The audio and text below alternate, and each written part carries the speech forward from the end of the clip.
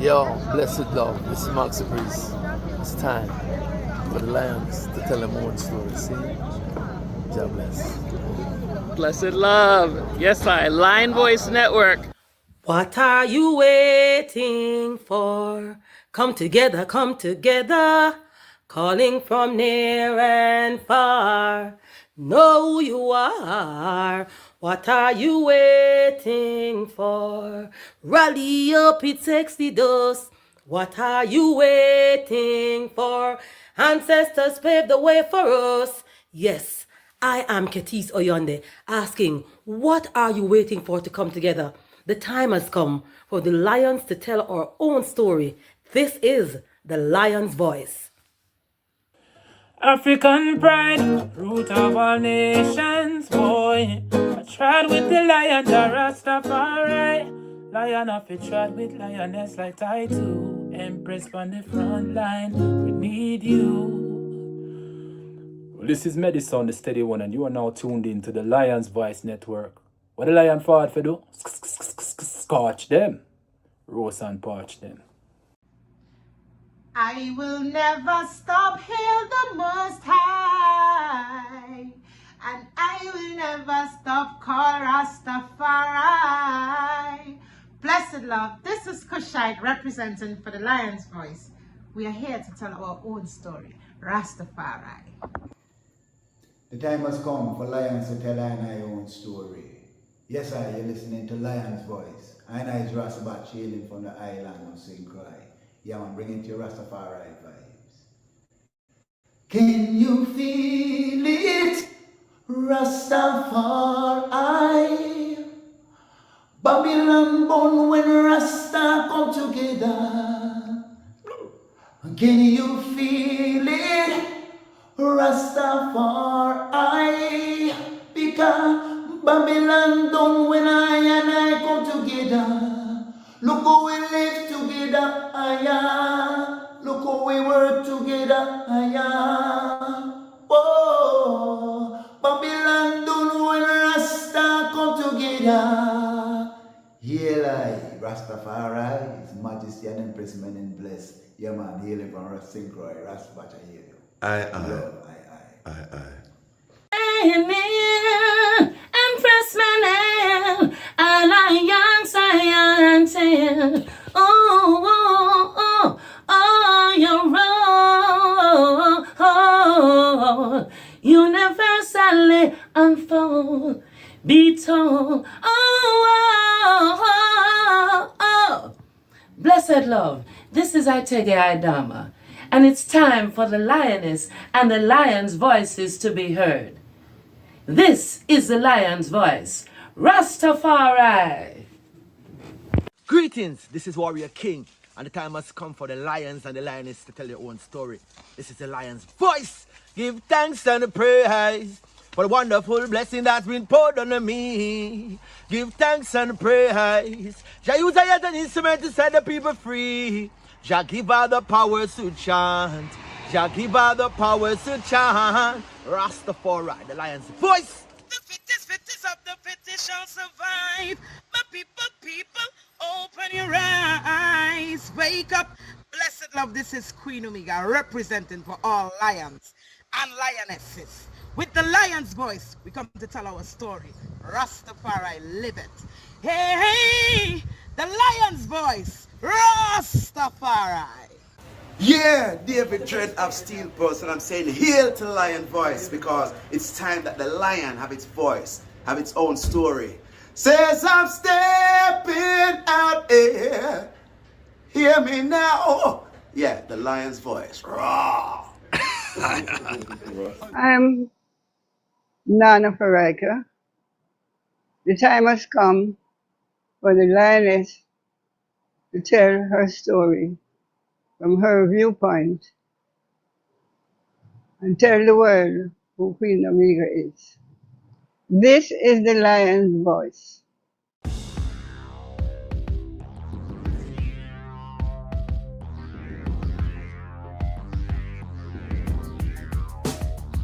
Well, Lion Voice, tell them that's the people first choice. Lion voice, make the lioness them feel nice. Lion voice, with the lion cubs we sacrifice. Lion voice, got to show the people them the light. Lion voice.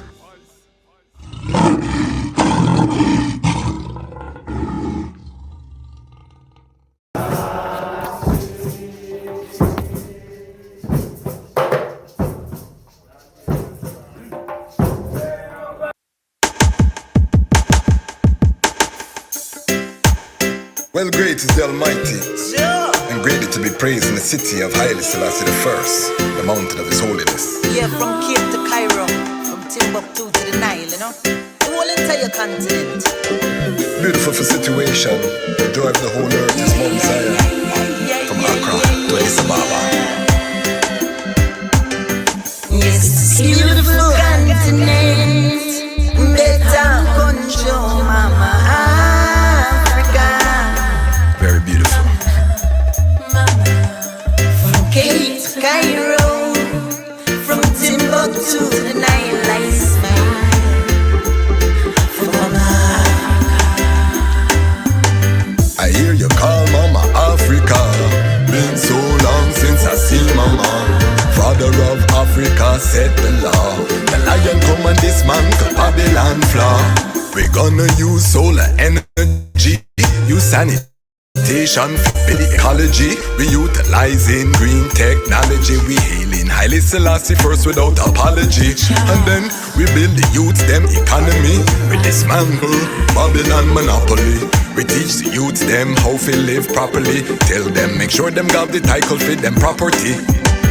yes, this beautiful continent, better control.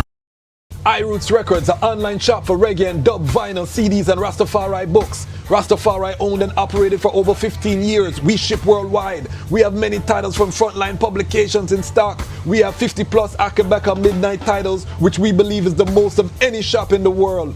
Special invite for the Lion Pride. Use code Lion's Voice and save 10% store-wide. If you spend $125 or more, the discount goes up to 15%. Visit us online at www.irootsrecords.com. The time has come.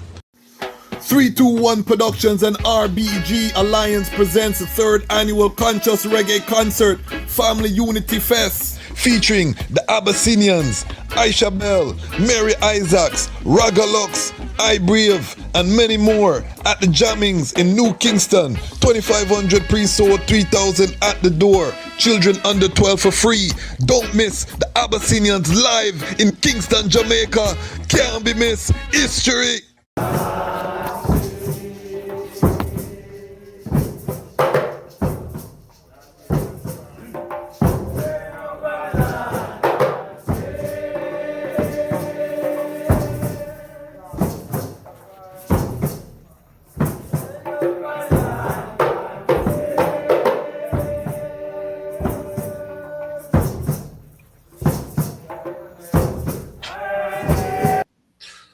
Greetings in that divine name of His Imperial Majesty, Emperor Haile Selassie I.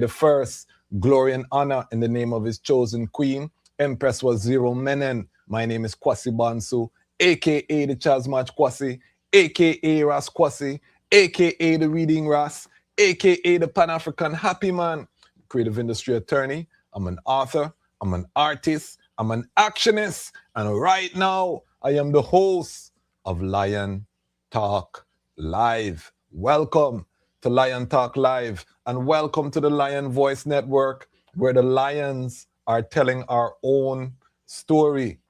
Today we have a special pop-up edition of Lion Talk Live. The item know we go live every Wednesday, every Saturday, but from time to time we have pop-up episodes where we just pop up on the item and we have a special topic, special guest. And tonight we have the UNIA-ACL. You can imagine what we have in store for you tonight, a Pan-African extravaganza. And tonight we're going to be talking about a special event that's taking place courtesy of the UNIA this Saturday.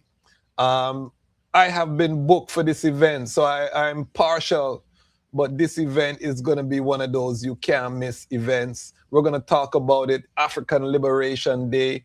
I'll be speaking on the contribution of His Imperial Majesty, Haile Selassie I, to the founding of the OAU and Africa Day. And I also will be performing. I know a lot of the items always say, when the item I go perform. So I'm going to perform. I'm going to try to record it so I can share it with my Patreon family.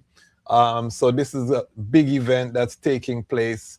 So make sure if you're in the DMV region, you turn out early. I will be on early. So make sure you're there if you want to see I performing live. This Sunday, we have our May Town Hall meeting. We will be meeting all of the Lion Pride on Patreon. So if you're not a member of the Patreon, become a member so that you can see our meeting. I want to share an image here. This image I created using the technology, the AI. We've been playing around with it, but I love it. You can see these are Ras's preparing while building Afrofuturistic village setting. This is my vibration. If the item want to know where my head is at when I talk about the building of Zion, this is what I am working toward. And this is what we want to build here with the Lion Voice Network. We want to have our production studio in a place like this, you know what I mean? Where I gathered with our African brethren on the continent, building the alternative to Babylon, watching Babylon crash. You know what I mean? Because it's crashing. But the question is, what are we building to replace it? So we're going to talk about that. We have a very special guest that's coming forward, one of our very own Lion Pride on Patreon. You may remember her episode, which was a special episode, Empress Danielle. She left a 6-figure corporate job, tried in Rastafari. She has some information about what's coming and how we can prepare. And she's giving a special presentation on Sunday for our Inner Circle Lion Pride on Patreon. Because while everybody's partying and having a good time, we at the Lion Pride are preparing for what is to come. They say it's a catastrophe. The Straits of Hormuz are still closed. The cost of gas, all of these things, we're hearing about a deal being made. But we know, those of us who know prophecy, who know the time, know that this war, it may have starts and stops, but it's going to continue until final conclusion. So we are not using any lull in the action to get comfortable. We are steady preparing.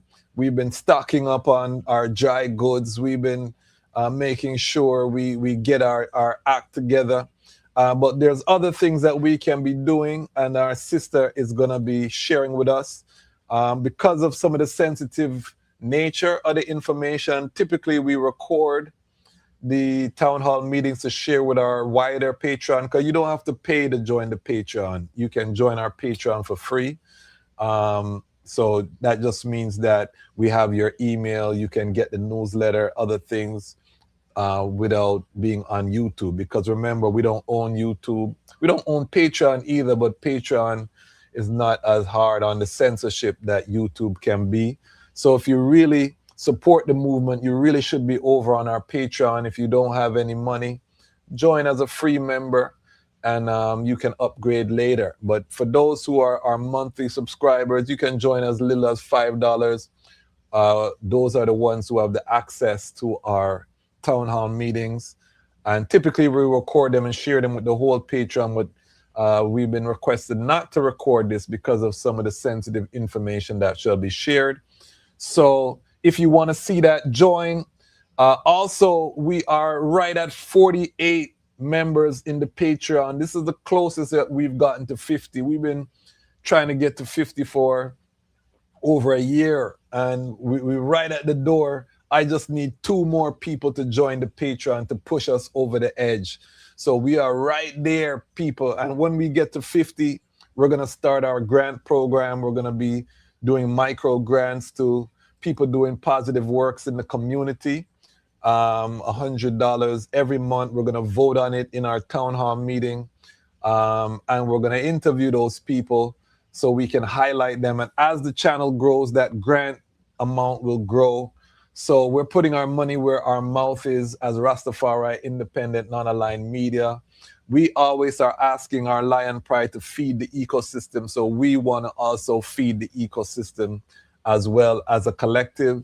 So we're going to start that as soon as we hit 50, and then we'll increase it when we hit 100. We'll continue to build as we build our numbers in the monthly subscription. So I'm just saying to my family, let's come together.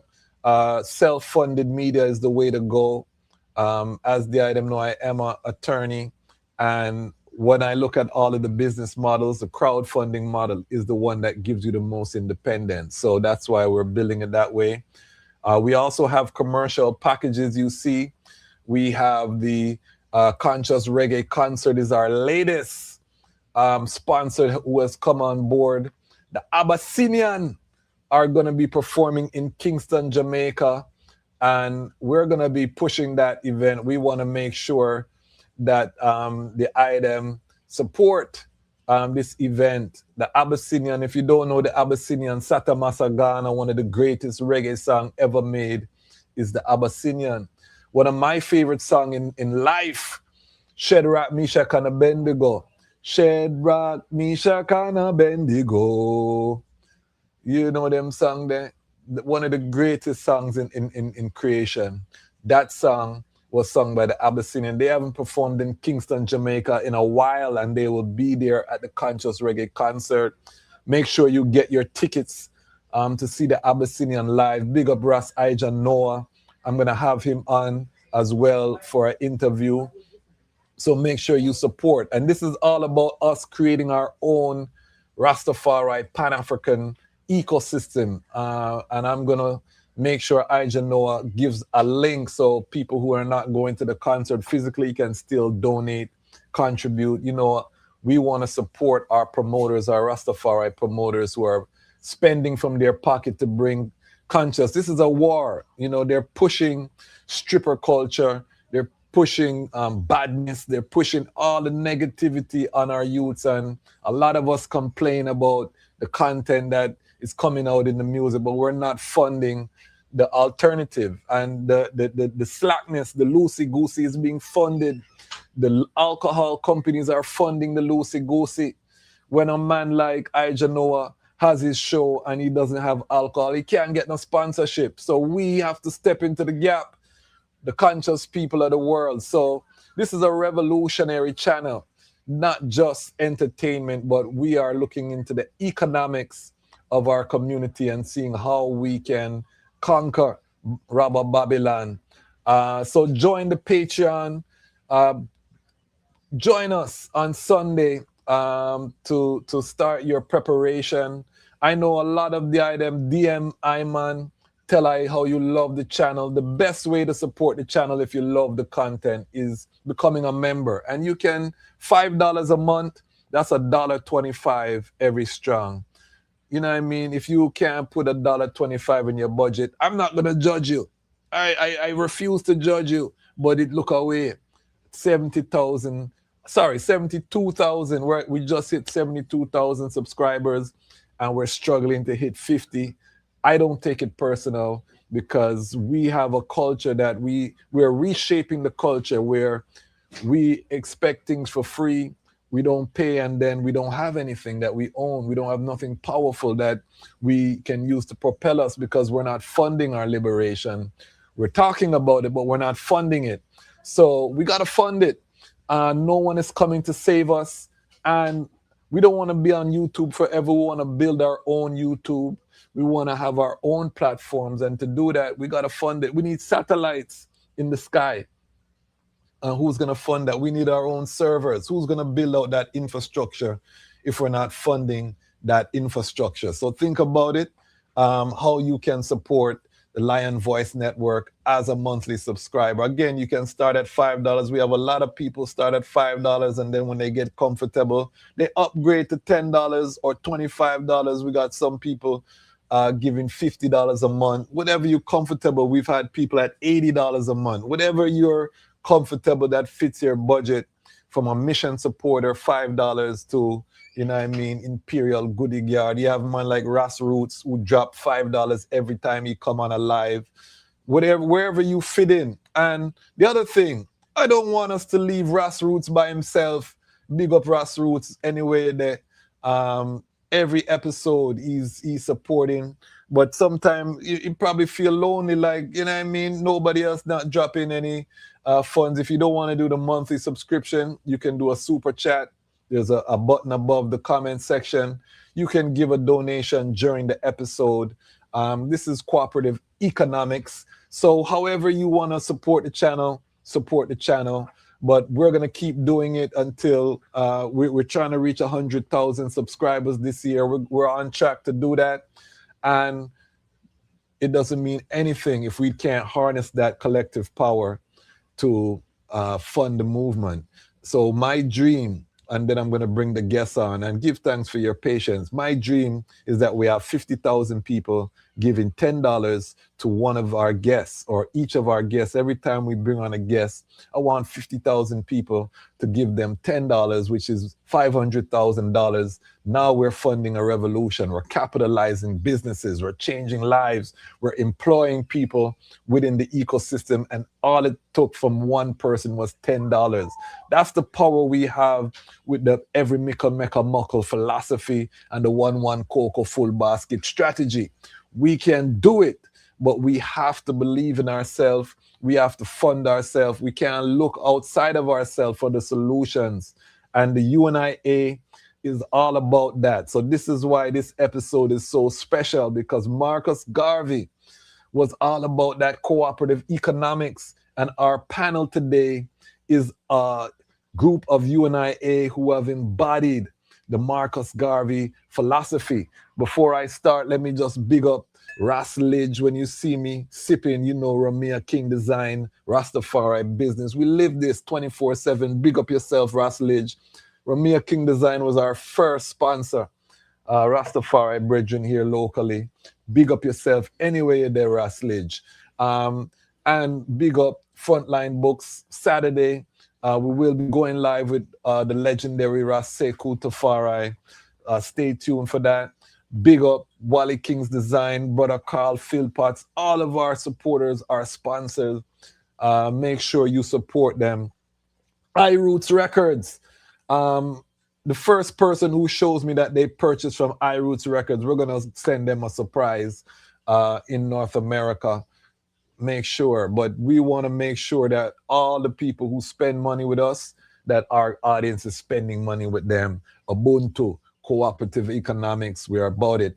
All right, housekeeping out of the way. Family, tonight we have a powerhouse panel. We have Baba Senghor from out of the DMV. You've seen him here before, but he brought some people. He went all the way to Sierra Leone and Lion Mountain. And we have Chief Fode here as well today, all the way from Freetown.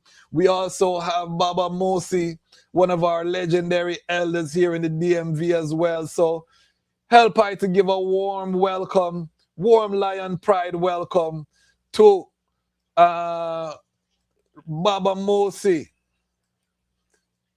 Baba Senghor, thanks, and Chief Fode. Yes, royal greetings, family. Indeed. Power panel. I'm going to give everyone a chance to introduce themselves, and then we're going to jump into the topic, which is this African liberation. What does it mean? What is the UNIA doing? What is the works about? Baba Mosi, we're going to start with the I. Can you just introduce yourself for the Global Lion Pride family? Yes, I give thanks, Rasquazi. Yeah, I am Baba Mosi Matsimela. I am the president of the Woodson Banneker Jackson Bay Division UNIA-ACL Rehabilitating Committee right here in Washington, D.C. And, you know, I've been a president for it's about 13 years now. And we're still going strong. We're building, just like all that you were saying there. We need to do a lot of what we need. You were saying there. To join. So with the Rastafari movement, yes, we are brethren. So it's the case where, as a leader in the UNIA-ACL, we forward with the words and the philosophy of Marcus Garvey. Give thanks. Give thanks, Baba. Baba Senghor, please introduce yourself for the family. Up, Ras, and give thanks and praise, man. We appreciate love you, my brother, for your consistency. I'm an obedient servant to the needs of African people, following the ancestors and the teachings of those who studied with Marcus Garvey. I currently serve as the first Assistant President General of UNIA RC 2020 Rehabilitating Committee. We know the whole race needs rehabilitating. We're rehabilitating Garveyism and Garvey movement. I appreciate us coming together whenever we come together, that are working to liberate ourselves. I'm a grandfather. I've been at this for a little while, and I'm just an obedient servant doing what I'm called to do. I appreciate the elders who have taught us, those who work with Garvey, and I appreciate all the ancestors and the coming together of brothers and sisters from a race-first Pan-African perspective. So I'll stop on that. I could say a lot more, but like I say, I'm a humble servant. Give thanks, give thanks. Now we're going straight to Freetown. Chief Fode, please introduce yourself, Baba. Bless up. So my name is Chief Fode Ajamu Mansoray, also known as Mansur Fode Ajamu. I am a bona fide Garveyite. I'm also a member of the Rastafari community. Here in Sierra Leone, I serve as a member of the executive for the Rastafari Council of Sierra Leone, as well as a member of the Ethiopian World Federation, Local 150. Also, we have a UNIA division here, a Basani division, 232, which is presided over by my queen, Kenya. And then I serve as the third Assistant President General for the UNIA-ACL RC 2020, parent body government. Yes, sir. Give thanks, and I hope that you'll be joining us on Saturday. Saturday we're having a reasoning with the Rastafari community of Sierra Leone, 10 a.m. Eastern Standard Time. So make sure that the item tune in. We'll drop the flyer for that tomorrow. But today, family, I really want to reason on the UNIA, the legacy, African Liberation Day, why it's important. I'm going to start with the Baba Mosi. Why? Well, first let's start with, how did you become a member, or why are you a member of the UNIA? And why is the UNIA-ACL relevant today? We got so much going on. Why should people even care about the UNIA in these times? Well, listen, my brother, I joined the UNIA because a couple of guys came in. I had a bookstore, and a couple of guys came in, and they saw the books and stuff that were in the bookstore, and we had a chat. And they asked me if I'm a member of the UNIA, and I said, the UNIA? They're still around? And I had no idea, because I wasn't hearing anything about it here in Washington, D.C. But they introduced me to the division in Washington, D.C. And then from that, this was in, I think, 2002 or something like that. Okay. I got familiar with them, loved the brothers and sisters in it, and I've been working with them ever since. Because as you asked, why is it relevant? And we have to look back at the fact that the UNIA in history has stirred the entire world of Black folks, of Africans, bringing them to consciousness of race pride, and which had not existed prior to the UNIA coming into the world of the geopolitics, so to speak. And the you know, the UNIA broke down barriers of racial nationality among Africans, among black people of the world. And so it's been working towards uniting all black folks. And I want to be part of that. And I've been working to do that ever since, uniting our people, making us strong, making us self-reliant, making us a people who everybody should respect. And when I say everybody, I mean the entire world, all other races, all other ethnic groups. They should be respecting Africans for what they are, for their history, for what they've introduced to the world, for how they've civilized the world, even though it's been hidden in the history they are getting. So we are here to bring that consciousness to the African people everywhere, that there's a history, and we need to be proud of that history, and we need to get together and, as Marcus Garvey tried to do, redeem our people from the lost cause that they've had. So there you go, my brother. At this moment, that's what I can say for now. I'm gonna ask Baba Senghor the same question. Why is the UNIA important? We got your history, so we don't need to get into that. Go watch the episode if you want to know why Baba Senghor is who he is, coming out of Washington, D.C. But why is the UNIA? Because I have lion pride, all races, creeds, nationalities. I love them all. And sometimes they ask me, why are you just on this black thing? You know, we need to all come together as one, as humanity. And I often have to just share that, you know what I mean? We have a lot of healing to do as black people before we can even think about uniting with everybody. But why is the UNIA important to the eye?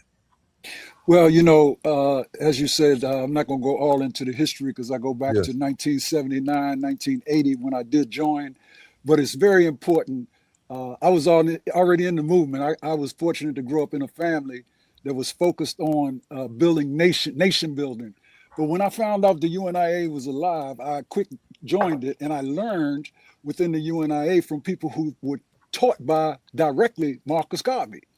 So the question is, we're not liberated. Yes. But our ancestors gave us the formula for liberation.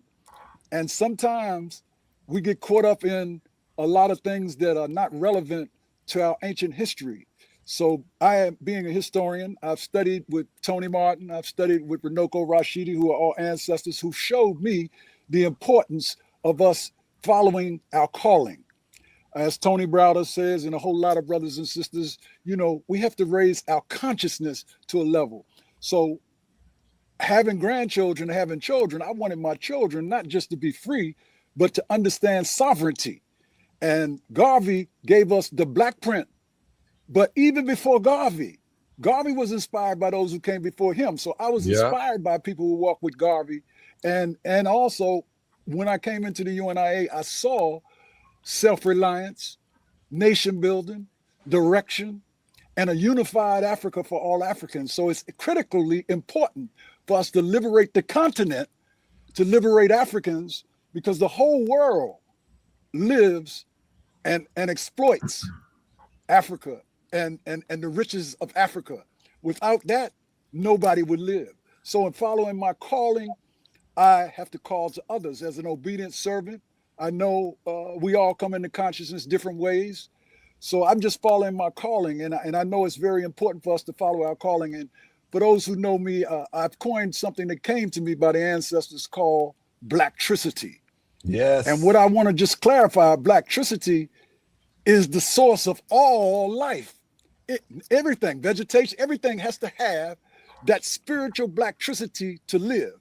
But African people, being the first people on the planet who everybody else comes from, need to think about why we're going through what we're going through. As Garvey said, he looked around the world and he didn't see us where we were supposed to be. Yes. He saw us on the bottom.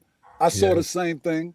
So I'm Yes. following the calling of our ancestors. In fact, that's what Senghor means, descendant of the Most High, descendant of the ancestors. Jawara meaning peaceful and loving, and Baye meaning straightforward. So it ain't about me, he or she. It's about we collectivity. And if you're not moving like that, you're really not doing anything to save the planet and to save humanity. So that's why it's needed today, because we've been hoodwinked and bamboozled to move in the wrong direction, away from our true calling and why we were birthed here in the first place, because we're spiritual beings having a physical experience. Your That's physical right. experience means nothing if you don't know who you are spiritually. That's That's right. why it's needed today, bro. That's right. And I want to just big up Sister Davani, who has joined Ras Roots. Ras Roots is usually very lonely, but now my sister stepped up and said she's not going to leave her brother on the battlefield by himself with the $10 donation. Big up yourself, Sister Davani, for setting that example for the sistren. And I also want to big up the Marcus Garvey Music Fest. We're going to be running ads for the Marcus Garvey Music Fest coming up. So look out for that. Ras Roots with the $5 contribution. So I love it. Let's keep the energy going, family. Because one of the things we're going to talk about in this episode is that Black people, why we're not liberated is because we've also associated poverty with righteousness. And we're afraid of money. We're afraid of money talk. So from Sierra Leone, Freetown perspective, talk to us about why is the UNIA important where you are, Chief Oda. You're in a Black people land. Everybody Yes, Black sir. around you. Why is the UNIA, EWF, Rastafari, all these things you're doing? Why is that important in 2020? It's so very important. It's so very important, especially for Sierra Leone. This is the birthplace of repatriation. The first time Africans from the diaspora decided to repatriate, and it ever happened, it happened here in Freetown, 30 years before there was ever a Liberia. And sometimes we forget that. Also, historically, Freetown itself has produced a number of very strong Pan-Africanists. We have the likes of I.T.A. Wallace Johnson. We have the likes of even Edward Blyden is buried here. His family is here. Okay. You know, we also have Thomas Peters, who led the first mass migration back to the continent from Nova Scotia in 1792. And not only that, but in the 1920s and really the 1919-1920 era, the UNIA had a division here in Freetown, Sierra Leone. Okay. And it was headed by Adelaide Casey Hayford, and they had full support. I mean, across the board. I mean, the mayor of Freetown supported the UNIA here in Freetown at the time, and Freetown was one of the countries in Africa that actually sent delegates to the 1920 International Convention of the UNIA-ACL. So historically, Freetown and Sierra Leone has always been in alignment with Pan-Africanism, repatriation, and even the UNIA-ACL organizationally, institutionally. Now, fast forward to, the visit of Haile Selassie, His Imperial Majesty, back in 1972, and then you have the seeds being planted for Rastafarianism or Rastafari culture here, spirituality here, among the formerly colonized Sierra Leonean population. Okay. And so now you move forward, and then you have a one-party state, and by 1978 you have early rebellions against that one-party state, and you have the birth of Pan-Africanism on the universities here. Pan-Africanism is being revived here in the country at the same time. Later on, eventually the war takes place, and the country becomes devastated. And so by 2001, what used to be a very well-organized system of self-reliance and for self-control was obliterated by the 11-year war. And so one thing that moved me towards coming back to Freetown and living in Sierra Leone was being a part of the post-war redevelopment of the nation, rebuilding of the Lion Mountain. You understand? And so I found that there were righteous Pan-Africanists here, and that there's also those who lean towards like the Nkrumah's Pan-African Socialist school of thought. And then you have the Rastafari here who are very well represented. And then you have a very small but growing Garveyite population. Now, Okay. very early on, the first group of Rastafarians here called themselves Garveyites. Okay. So there is a continuum. There's like a blending of the different ideals. There's a blending of the culture and everything here. So if you find a Pan-Africanist here, the chances is they agree with the ideals of Nkrumah and the ideals of Garvey and also the ideals of Haile Selassie. Okay. We venerate and look up to all three and really all of the African ancestors, even our local ancestors here, Baba Well and others who led the way in terms of anti-imperialist, anti-colonial struggle. Just like when we see what attracts us most to Rastafari here is that the brothers and sisters in Jamaica had the same British colonizer as us. We understood that. It was there's a very close relationship between Jamaica and Sierra Leone anyway. And so just the vibe, the natural vibe makes it an easy passage of information. But Sierra Leone has always been front lines when Pan-Africanism and Garveyism has been in the equation for over a century now. So it's not only needed, but it's even more relevant now because we have tribalism, political tribalism that divides the nation. We have staggering unemployment all across the nation right now. We have a very low level of industrialization, but we have massive lands not being used. We have 70% youth population. The majority of them are not being employed. And the agricultural knowledge that the grandparents had, the young people don't have now. So we have to actually retrain and rebuild a nation. Okay. And Garveyism provides us with a model for doing that. I love that. Very powerful. I just want to acknowledge Ras Abib with the $5 contribution. I love the energy. Garvey's pulling out the economics. Yeah, Garvey's pulling out the economics tonight. Big up all our Garveyites who coming forward. Okay, Dr. Eleanor Wynn coming in strong with the $10 contribution. Garvey is pulling out the economics. I love it. And I want to get to that, Baba Mosi, because we talk about liberation, we go into the history, we go into the philosophy, and we don't touch the economics. And this is where we're falling down because most of our Pan-African organizations are volunteer-based. We can't pay people. The two keywords my audience knows, my two buzzwords on this channel are budget and staff. If we're not talking about budget and staff in our conversations, we are joking around. We're not serious about sustainability. And Baba Senghor, I've been on the battlefield with him over 20 years here in the DMV, and we still see the same thing. And we get burned out because we got to go to work, we got to hustle. Then we got to come home from work, and we got to put on our Pan-African hat and do the Pan-African work. Our wife is upset. Our children are upset. Everybody's upset because they don't see us. We on the grind, you know what I mean, for the Pan-African power. But we got to find out a way to make the money while we're doing the Pan-African work so that it's sustainable. Talk to me, Baba Mosi, as the president, the importance of economics, and the blueprint is there. Marcus Garvey had a blueprint. Talk to us about Marcus Garvey's economic blueprint and what we need to be doing around economics right now in the movement. Well, my brother, it's all about self-reliance. It's all about us, this cooperative economics means self-reliance. It means us coming together and putting our pennies way back when, but it's putting our cash, putting our money, putting our resources together so that we can build. It means we should understand if we don't support our own businesses, nobody else will. Let's face it. You've got a business somewhere in Washington, D.C. or otherwise, and you're in a neighborhood that is not a majority black neighborhood, you'll starve to death.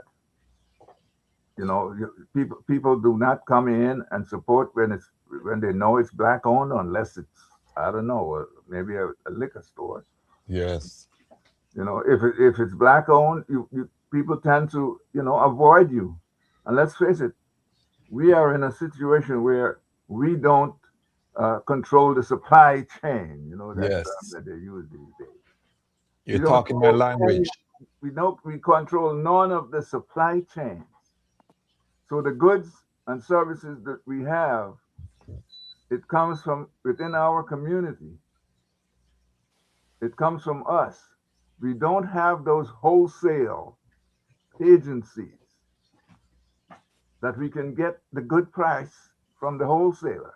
As a matter of fact, when they see you, the price goes up.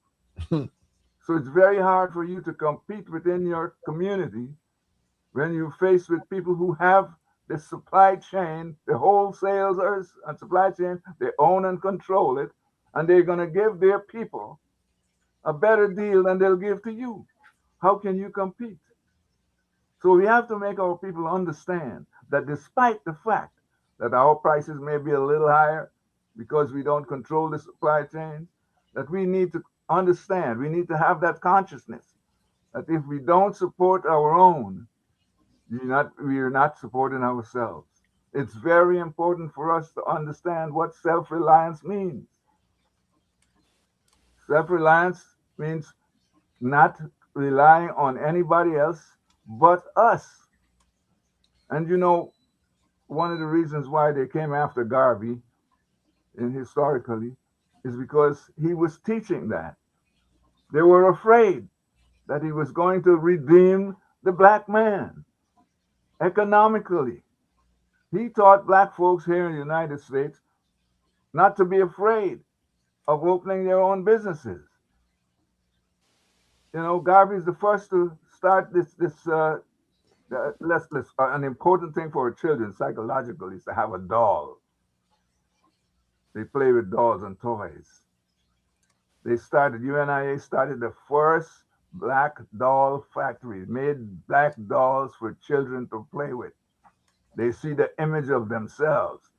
Before that, they could only find white dolls. And let's face it, that was going on not only in the United States, everywhere. If you understand what was happening in the colonies, the British and French and other colonies, it's the same thing. We had no control of the production of those elements that will make us feel good about ourselves, that will enrich our culture. It was all coming from the metropole, the Europeans. They were taking and not giving back. You produce, they take, they refine, and they could come back and sell it to you at a higher price. You can't even control the price of the things that you produce. It's very important, economics, very important for our people to own and control what we produce. So I'll stop. No, I love it. I love it. Same question for you, Baba Senghor. Economics. In 2026, the conversation that we need to be having, how important is economics to liberation? It's absolutely most important. And one of the things that I've learned being in the Mugabe movement and why we have what is called a rehabilitating committee is because we are in the process of rehabilitating how our people think about Kujuchakalia, cooperative economics. Yes. There's many programs that we have. And as a visionary, I'm just going to tell you, we're moving in a direction where people will begin to see through what we do, not what we say, how we're preparing for the 21st century and putting together economic structures that are relevant to today. We don't have the same relevancy of the 20th century. Things have totally changed. Where people are looking at it from an individual perspective, because that'll take you away from the cooperative perspective. So what we're doing is putting in place cooperative means and making sure that before the end of even this year, people are going to begin to see more economic programs and practices taking place based around the basics: food, clothing, and shelter. We have to build industries. We have to also control our artistic presentations. We don't need to be pimped by somebody else. We need to control our own destiny there. We also need to go after those brothers and sisters who claim that they're conscious, but are not practicing practical Pan-Africanism and putting their resources back into, as Baba Mosi say, self-reliance. Yes. So we are definitely doing that, and we're putting together strategies where we can not be volunteers, where we can do just like you said, Brother Kwasi. We're on the same track, putting together ways and means where we can properly employ ourselves. One of the most important things the Right Excellent Honorable Marcus Garvey did is he employed people. Yeah. He set up factories. He Yeah. set up production lines. He set up a shipping line where Yeah. not where we could carry each other, but where we could carry products from place to place. So we are working on those things, and it's a challenge because we're fighting corporate Urugus who exploit us, as Baba Mosi just laid out. But I just want you to say we have vision. We're visionaries. As my brother Farouk Muhammad used to say, we ain't demonstrating no more by going to the streets and protesting. We're putting that internally into ourselves and going after what is ours. And action speaks louder than words. So I can't tell you, just watch what we do. The rehabilitating process of the UNIA. I want to clarify that now. There's many people who call themselves Garveyites and many people, but it's a fact that we are the government of the UNIA, and it's our responsibility to serve all Africans. But if you're not a conscious African and don't understand how to connect on the continent, in Brazil, and around the world, then we're not trying to roll with you because you're caught in that individual Urugu thing.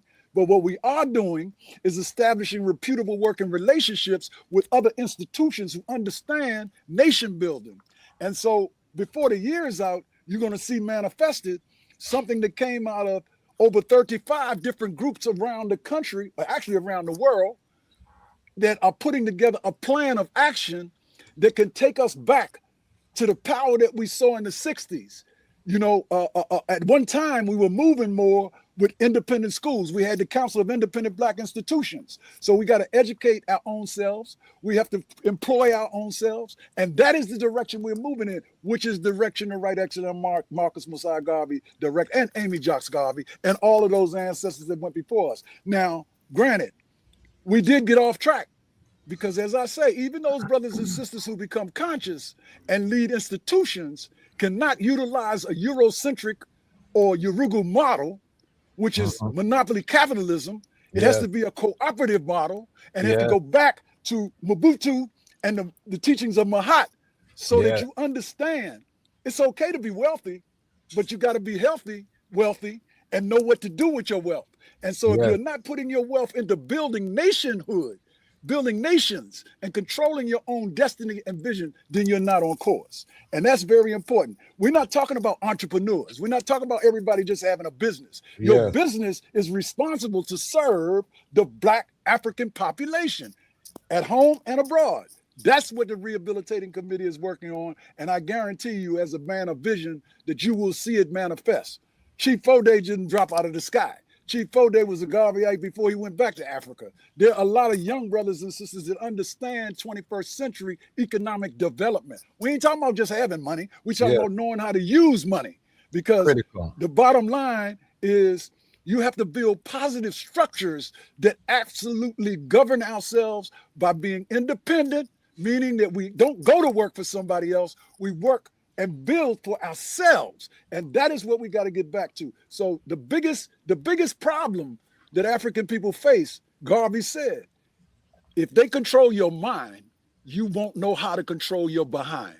So you got to get back into your mind, and you got to be spiritually committed, and then demonstrate through building on the continent. Because if you don't build on the continent, this is important Pan-Africanism. I don't care what you have anywhere. If you're not building in Africa, you're going to miss the boat. Africa is the most powerful, growing economy in the world, but we need to control it, not let others control it. Just look at the Congo alone. Just look at I'm all about all of Africa, but if you look at the Congo alone, we would not be talking right now if it were not for the resources that come out of the land in the Congo. If we control that, then we can build the satellites that you're talking about. We can build the structures, and that's what we got to get back to. And if it does not happen in our lifetime, certainly we got to put together the black print that was passed to us and reestablish it. That's why we say we are rehabilitating. We're not just rehabilitating the government, the UNIA, RC 2020. We are rehabilitating our African selves. Crucial, crucial. Chief Fode, same question. Economics, and give us paint a picture of what's happening on the ground in Freetown. Are you all focusing on economic opportunities there? Yeah, absolutely. So, you know, everything is about economics right now. You can talk all the theory and all the theology you want, but if we can't feed these babies, if we can't employ these youth, then we're just talking rubbish at this point, regardless of what influence we're coming from. So the real practical is, can we feed ourselves? Can we grow our own food? Can we clothe ourselves? You know, can we overturn this massive underemployment, where there's just the jobs simply don't exist for people to even have, and so it's just a matter of how are people going to take care of themselves. And so for me, economics, I look at them very communally. I like what you were saying earlier, brother, as well, about crowdfunding. I find crowdfunding very useful from time to time when people support it. But I think that what we call crowdfunding today is very, very similar to what we see our ancestors doing in the case of supporting Ethiopia after 1935, where people begin to take their own money and rally to the cause. Or even in the UNIA days, where people begin to build Negro factories. You understand? Actual economic institutions that was designed to employ our people and meet the needs of our people, so that we didn't have to depend on others to do for us what we can do for ourselves. So it goes all the way back to self-determination and, you know, doing for self. But why we do it, it's actually in our best security interest to do for ourselves. And economics for me always starts with how people think of themselves, how we view ourselves, and what we find value in. The way we spend our money right now in the West is contrary to Africa's development. We got to find ways to turn them resources into investment resources. So for instance, right now in Freetown, we have 4 different organizations that unify as the Exodus movement, right? We have the Rastafari Council, we have EWF 150, we have the UNIA 232, and we have the Basani movement. All 4 of them are under one umbrella. Within that, we're trying to assess the skills and talents of the membership so we can understand where we can pool our resources and invest and get a return, so that now we're not dependent even on our own dues. Now we can live off of the proceeds of the resources that's being generated from our own economic stimulation, that we don't want to be dependent on others. And then on top of that, we're able to open these economic opportunities up to others who may be in the diaspora, who want to get involved in business in the country, who want to get involved in helping us build, support sustainable institutions on the continent. We have schools to build. How will we finance this without shops if we don't take the tailors among us and employ them in producing clothes like this that we can sell internationally, online and offline? This bead work, people sit around in their villages and create these by hand. How can I get this to you in Washington, D.C. for ALD next year? It just got to be very practical economics. People and goods have to flow. And ultimately, I believe that we have to get back on the Garveyite path of looking at industry. What really inspired Marcus Garvey to go to the United States of America, where he had his most success, was the model of Tuskegee. Was focusing on skill development, economic development, empowering the Black people, particularly us, on a race-first basis. That's very, very important, because now you have an NGO empire in Africa. And when Africans need resources, they run to the NGOs. When Africans need some support, they run to they don't turn to themselves. We don't turn to each other. We find an NGO that feels sympathetic for us, and we go look for some philanthropists. And that is a consequence of colonialism. When we talk about neo-colonialism, we're talking about not only the corporate world invading into Africa, but also the nonprofit corporate world coming here as well. So one thing we focus on is building independent, community-based, sustainable programs. We also push volunteerism heavily, very heavily, because a lot of this we're not going to be able to pay people to do. They have to want to love themselves and their environment enough to clean it. They have to love themselves and their children enough to say, hey, I need to teach you about this great emperor that existed during my lifetime. They have to do that. We have to inspire ourselves and create that space. So economics is very, very practical. We have lands here. We want to do farming. We have agricultural programs that we're connected to right now. Water, even water, purified water sells here in Africa. With small capital, you can get a water factory started. You can employ 12 to 15 youth, no problem. And you'll be seeing your ROI within the year or two. So here is small investments. And, the ROI is not too long because it's a small investment. So we got to start doing that. We got to start engaging in that word that Baba Senghor just used, entrepreneurship. We have to use it. And for me, on the communities level, I believe that we should communally own and control things in-house. But at the global level, as we relate to other people, we should be about accumulation. We should accumulate enough so that when we close our eyes the last time, we're confident that 10 generations have enough to eat off of. Yes. We should accumulate. We should accumulate. We should accumulate, but not be capitalists. We should be communalists. We should focus on building our communities based on our kinship relationships. To me, that's what Race First really is. And that's really how we can solve all these problems. What can the Rastafari community and the Garvey and the UNIA work together in order to create for the African community abroad? What can we fuse our talents and energies together and do?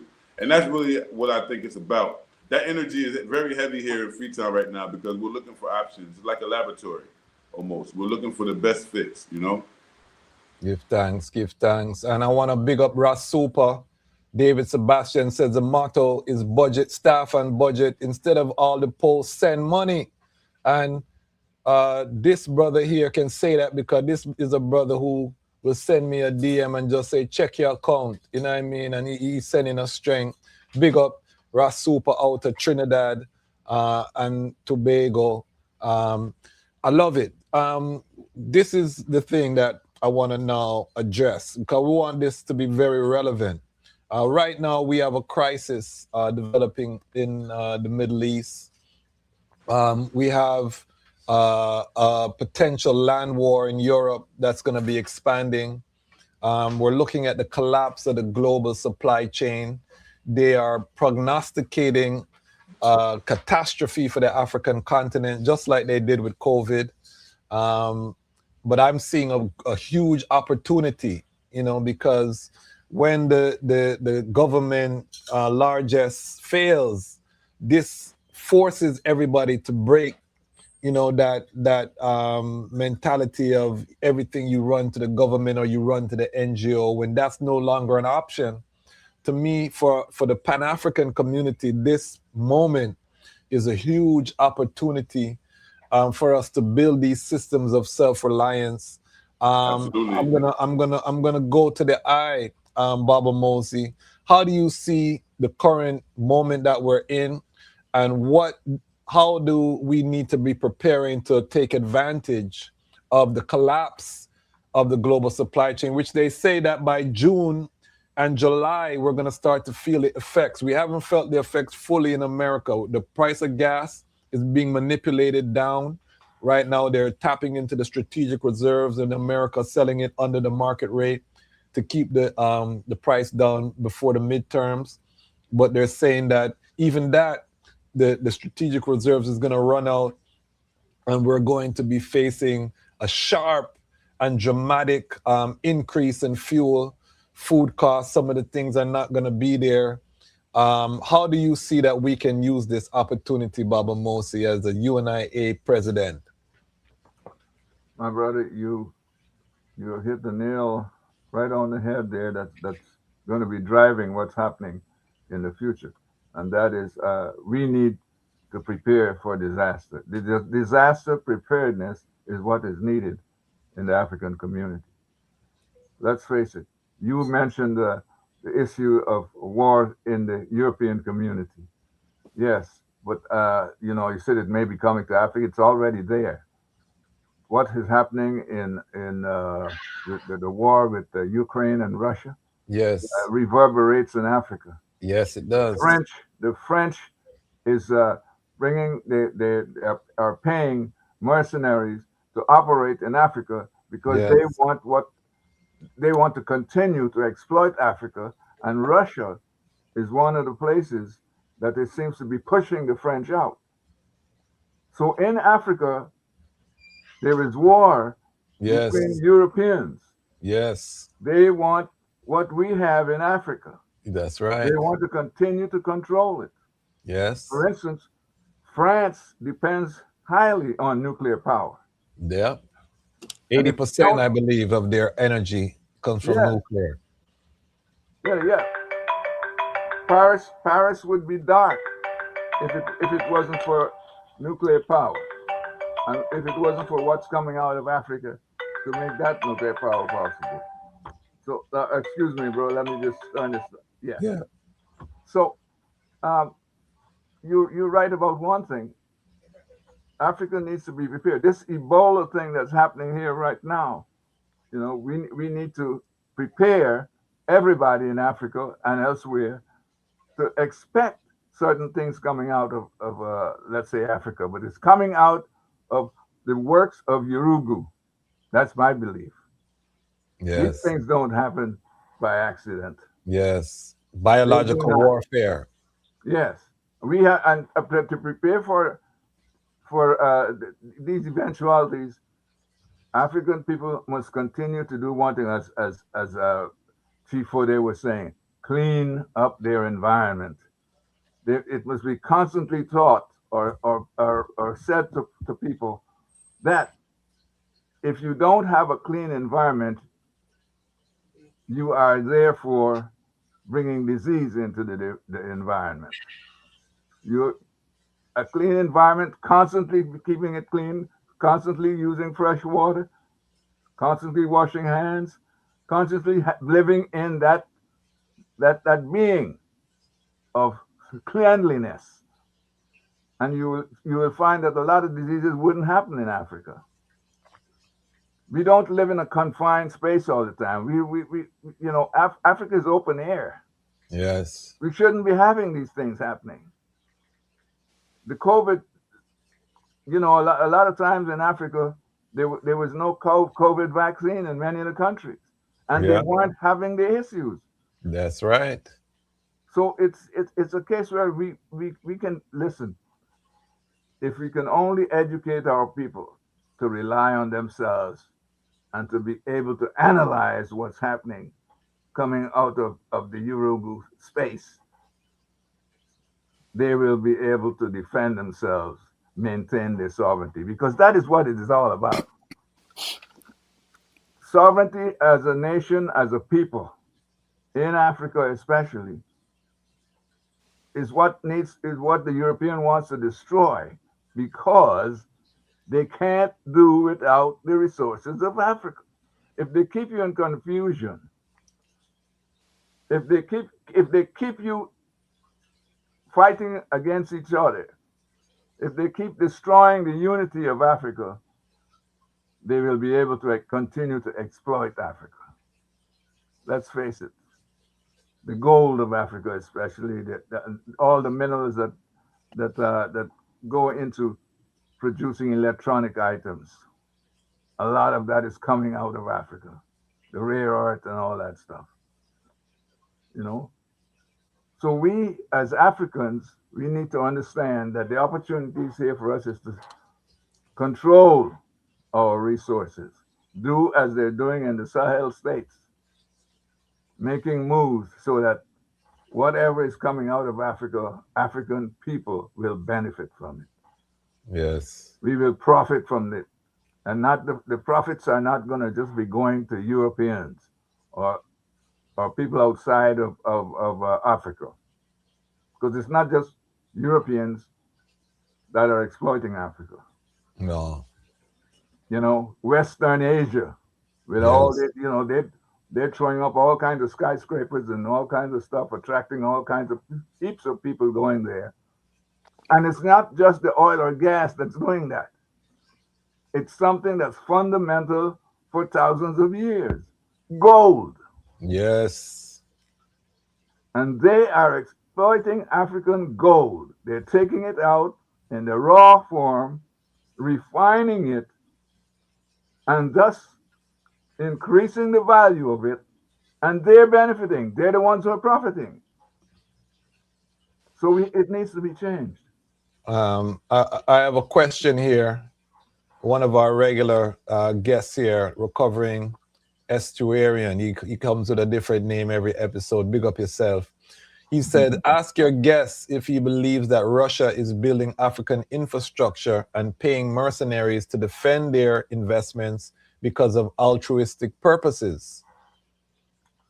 Now, when you use that term altruistic purposes, I mean, you know, that whole question there, I find a bit disingenuous. But anyway, no, I don't think they're doing getting in there and building and defending for altruistic reasons.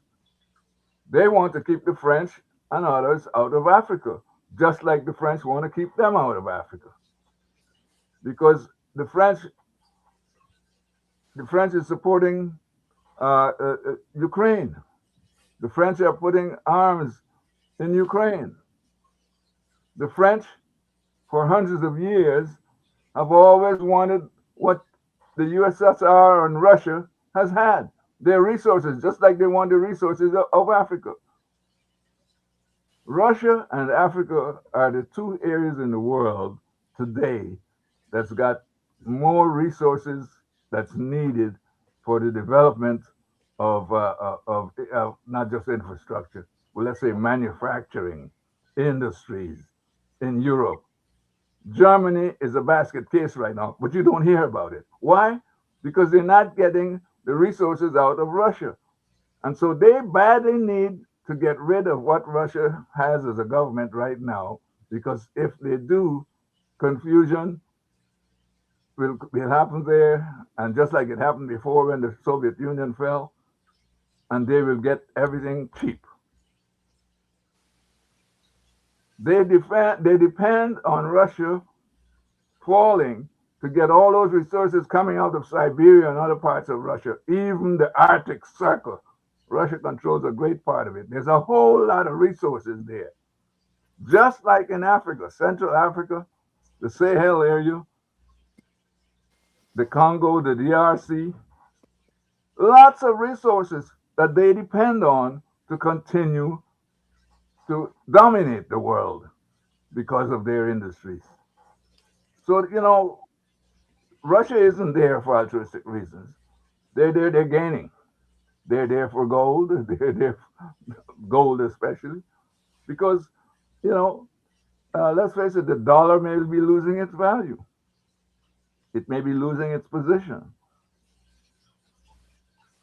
in the world as the reserve currency that everybody must trade with, the petrodollar.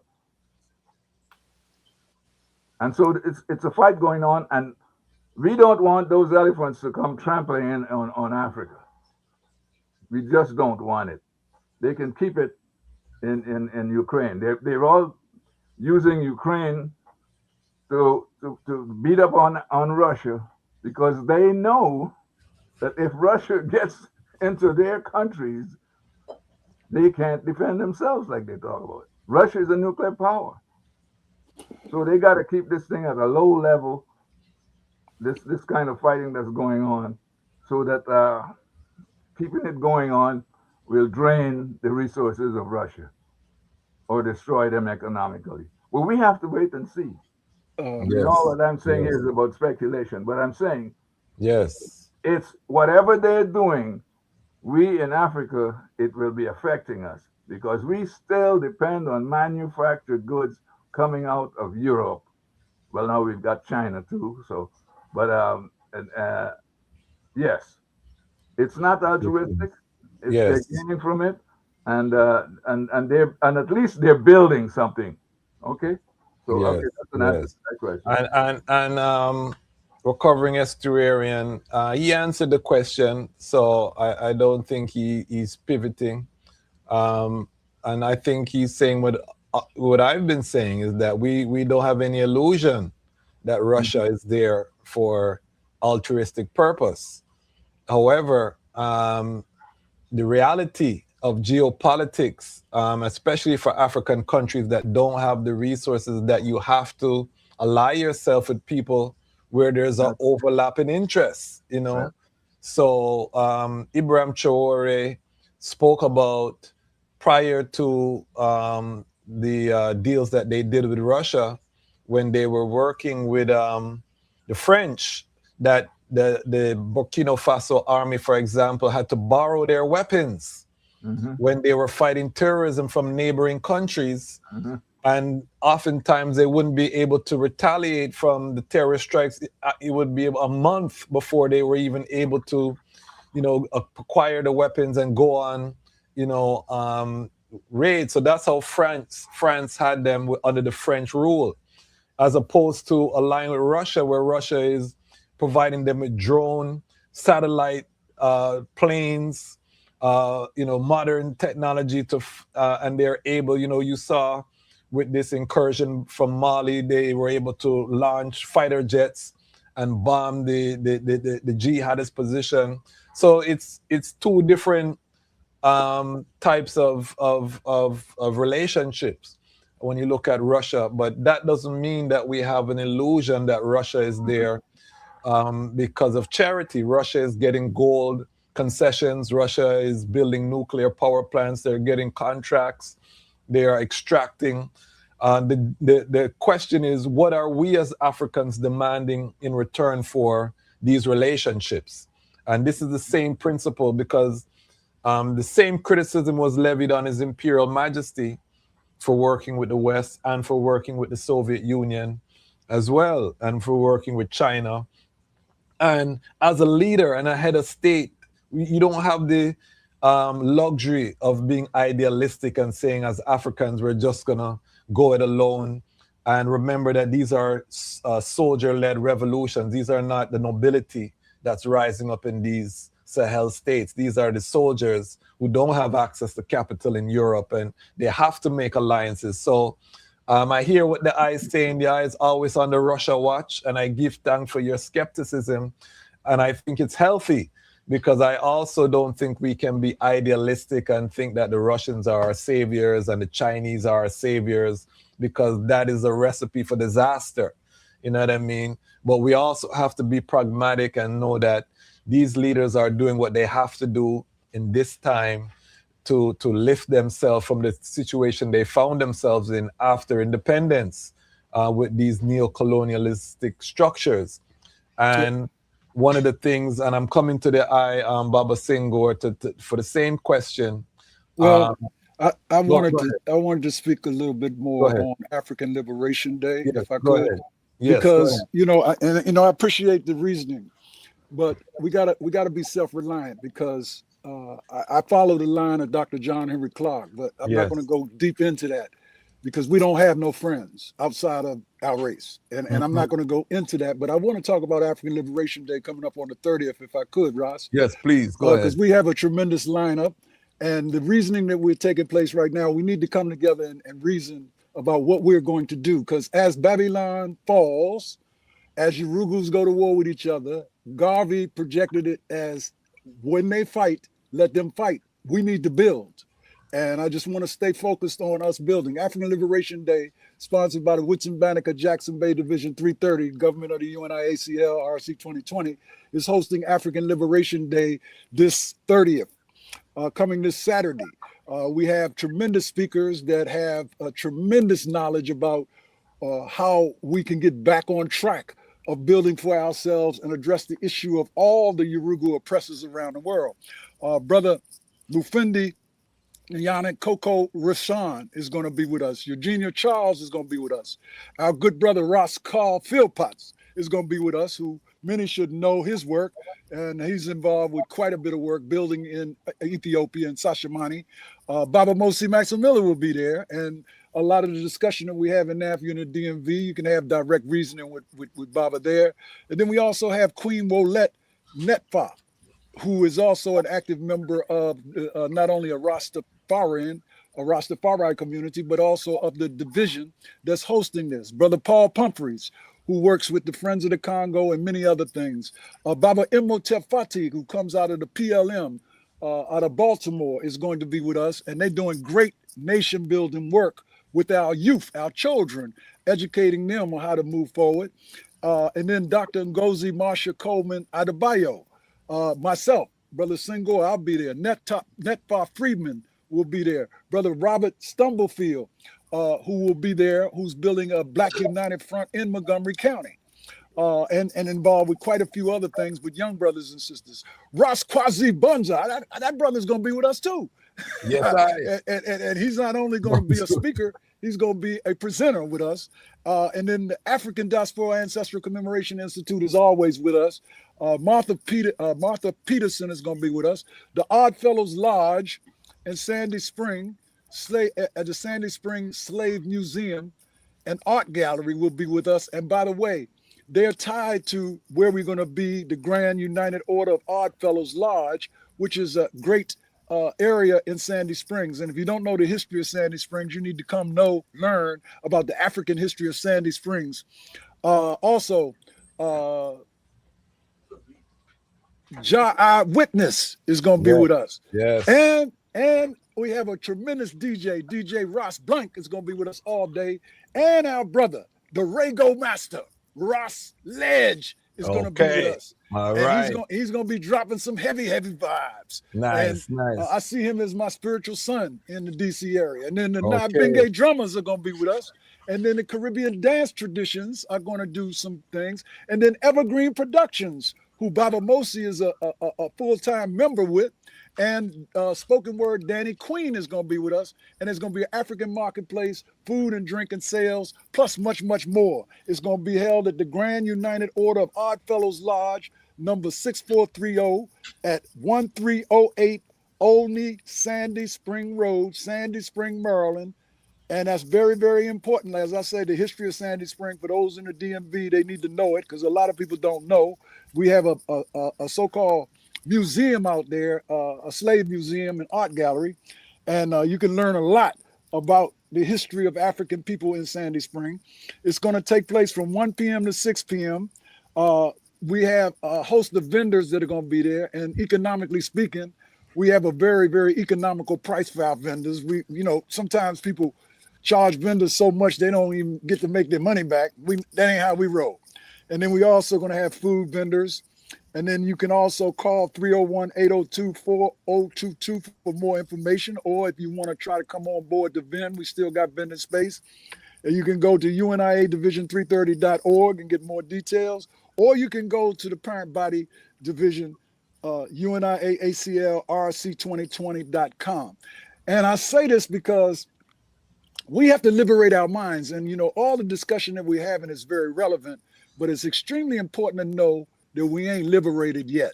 Yes. And we need to liberate ourselves. And first, it got to start with our minds. So bring your children out. Come on out.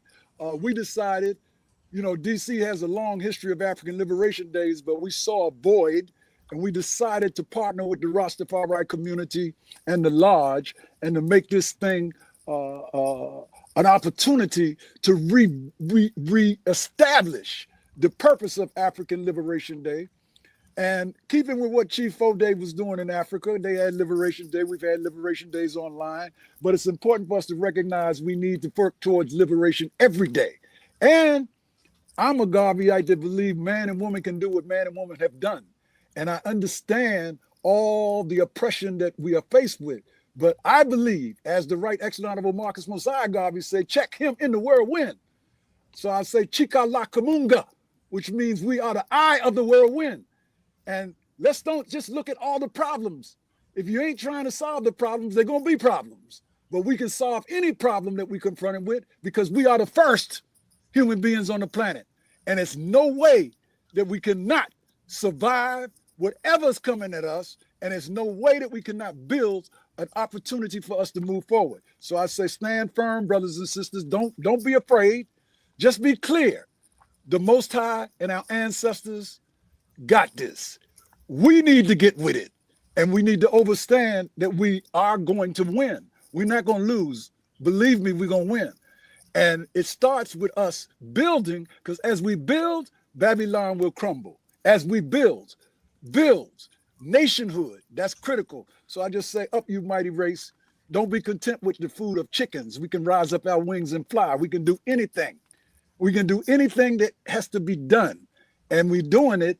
It's just not enough of it being done by enough of us. And that's why we're doing this African Liberation Day. I appreciate you, Ras Kwasi, for letting me drop that in, because I want all the listeners that's to the know. purpose. That's the purpose. That's why we're here. Yeah. Did you mention that I waived my 6-figure performance fee for the UNIA? Yeah. Well, see, Ras, the thing about it, I know a lot of people don't know my brother Farouk Muhammad, but Farouk Muhammad used to always say to us that you were the proper legal mind for Rastafari. You hear me? So when you do the creative expression, it is off. I see, I've seen you, so I know what you're capable of. So you can't put that away. Chief Fode is an artist himself. I play percussion. Baba Mosi. All of us should be artistic. But the good news is the spiritual power that's coming together and the unification that's taking place despite what Yorugu is doing, despite the fact that they're trying to oppress us and bring neocolonialism back into its full-fledged, we are going to move forward in building. And there are some great development things taking place that not enough time is put into the development we're doing and how to bring all of our communities together. I contest that there's enough of us conscious without the unconscious community to build enough to move forward. And those that are unconscious will become conscious when we can provide for them. And they will not go to Babylon to get their food, clothing, and shelter. As Chief Fode say, we can do that. And let's move and let's go forward. Give thanks. And this is why we are here. I want to be clear that one of the reasons that we're here is not just to talk about the theory, but talk about what we're doing and also to get support. Is there, before I go to Chief Fode, is there any way that people who are part of our global family can send strength economically? Because one of the things I try to do here on the Lion Voice is encourage our global audience, and most people will watch this on the replay. We're averaging at least 300 plus on all of our videos. So most people will watch this on the replay. How can they support these events? And I'm encouraging all of our promoters to have virtual links, donate links, so that a lot of time, our local community, we may not get the turnout, or even if we get the turnout, we're just barely making back what was spent. And what I want to do is to use this platform so that the global family, even if I'm not there, they can send $5, $10. And again, as we grow this platform and we have 1 million subscribers, if we have 50,000 people that would support an event, and you walk away with $500,000 after your event from the global family on top of what you made locally, now we're cooking with gas. You know what I mean? So that's my vision for this platform. We're at 72,000 subscribers right now. Most of them are on the African continent, so I know that the economics is not all the way there. But I have subscribers that are in Reunion Island, you know what I mean, off the coast of Madagascar, monthly subscribers. So I know that people can find a way. So Ras, yes, sir. Ras, let me just say to everybody listening, when you support the Lion's Voice, when you support this network, you are supporting the UNIA, because we are one. As we grow, as our economic sources come, we are also going to be supportive of the network of Lion's Voice. See, I want people to understand that you're listening. When you contribute to anybody that's contributing to your upliftment, you're helping the liberation movement. And I'd like to say this real quickly so everybody's absolutely clear. There's only one righteous movement. We have a lot of different groups, but we all are reconnecting to one righteous movement. So when you support this network, you're supporting us.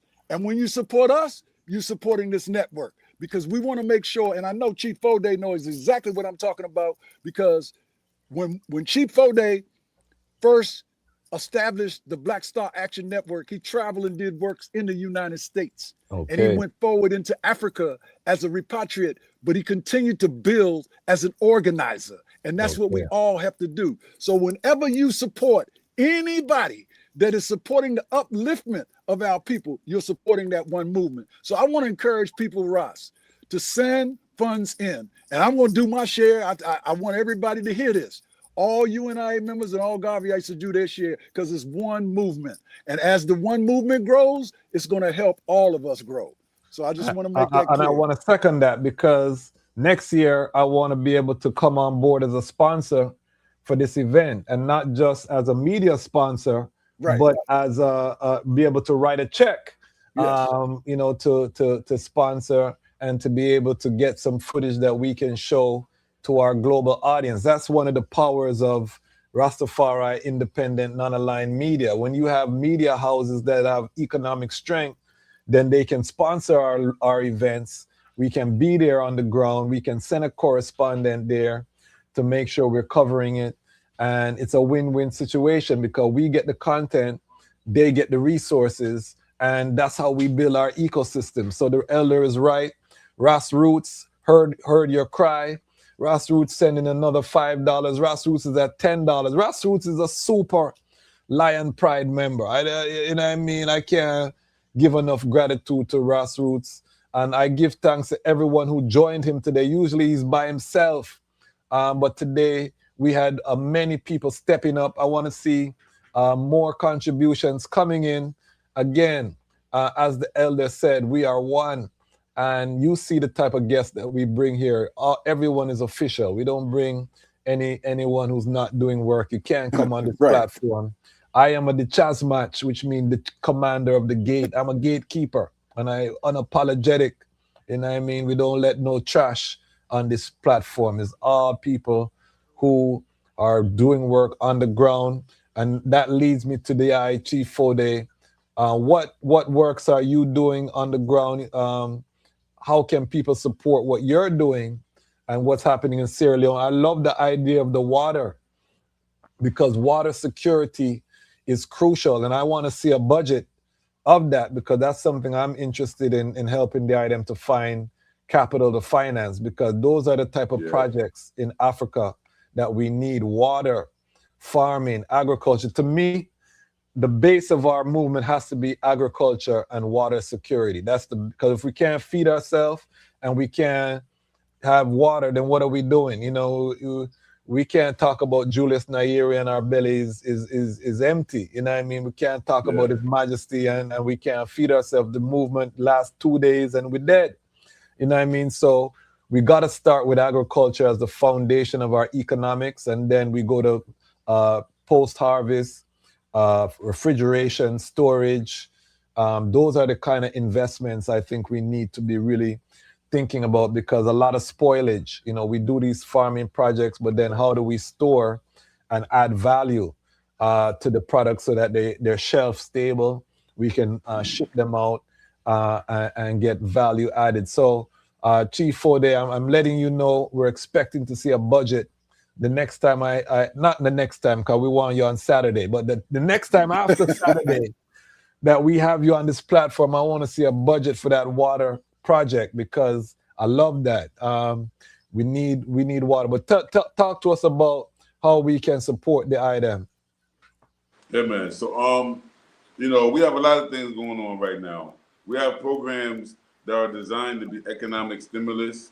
Right now, the president for the Rastafari Council, brother named Ras Larry Morgan, he's already given up a shop, an open shop to us. Right now, there's no furniture in there, no business in there, but it's wide open. And, you know, we're trying to figure out what to do with the space. We have some different ideals. We want to do maybe some movie nights and things like that for some small fundraising. But really, we have a full office space that we can use as a storefront. So we want to go, into that area.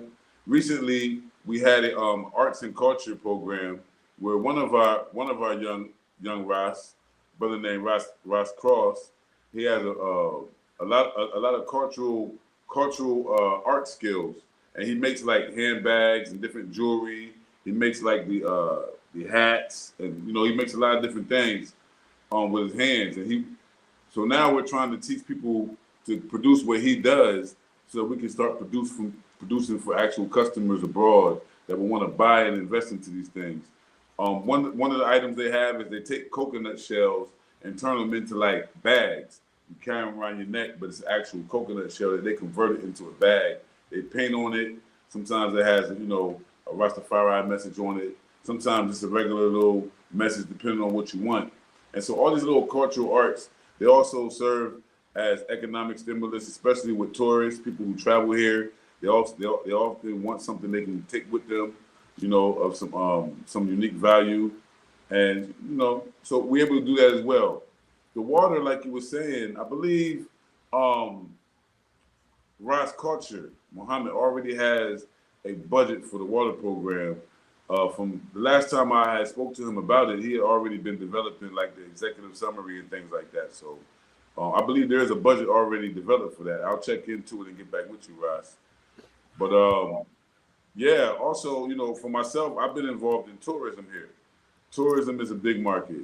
People are traveling here more. Whether you know it or not, about over 450 people from the diaspora have been conferred their citizenship in the last few years, since 2019. Okay. And so a lot of people are beginning to come home. It's becoming a repatriation destination.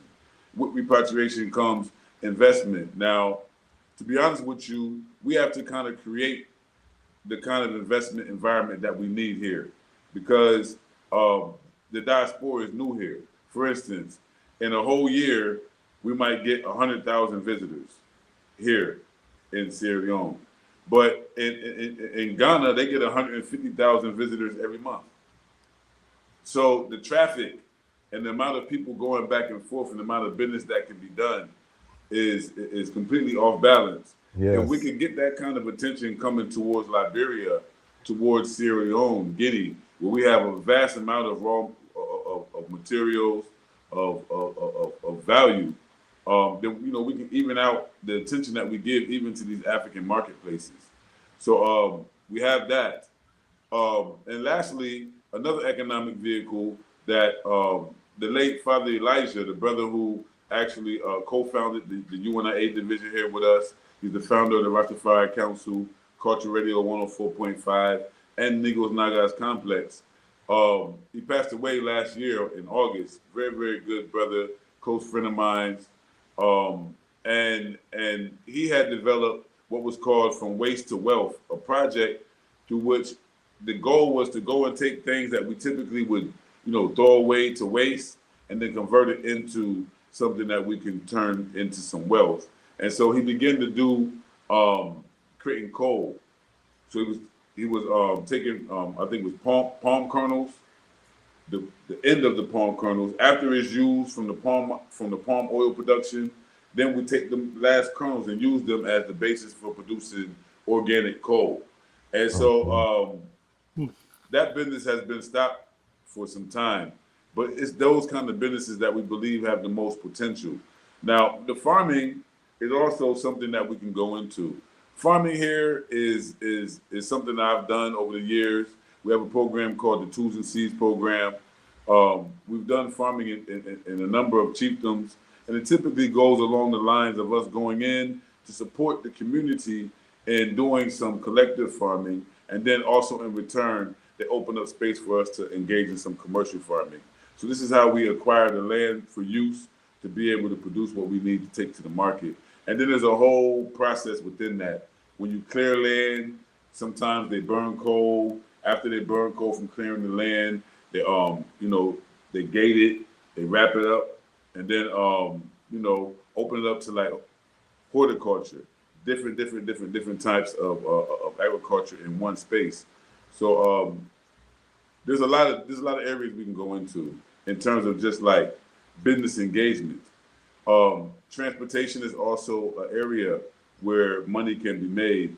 There's vehicles that could be available here and be used again in the tourism market. Even we talked about NGOs earlier. Usually when they come, they don't come with vehicles. You know, there's a need for power tools in the country. There's a need for tractors and things like that if we're going to do mechanized farming. And so it's just a whole lot of needs, but for every need, there's actually a potential investment. That's right. That's right. Where does the Pan-African community buy their food from? What is the source of where do you all buy your food, and who owns those stores? Well, for us here, mostly we buy from the common market.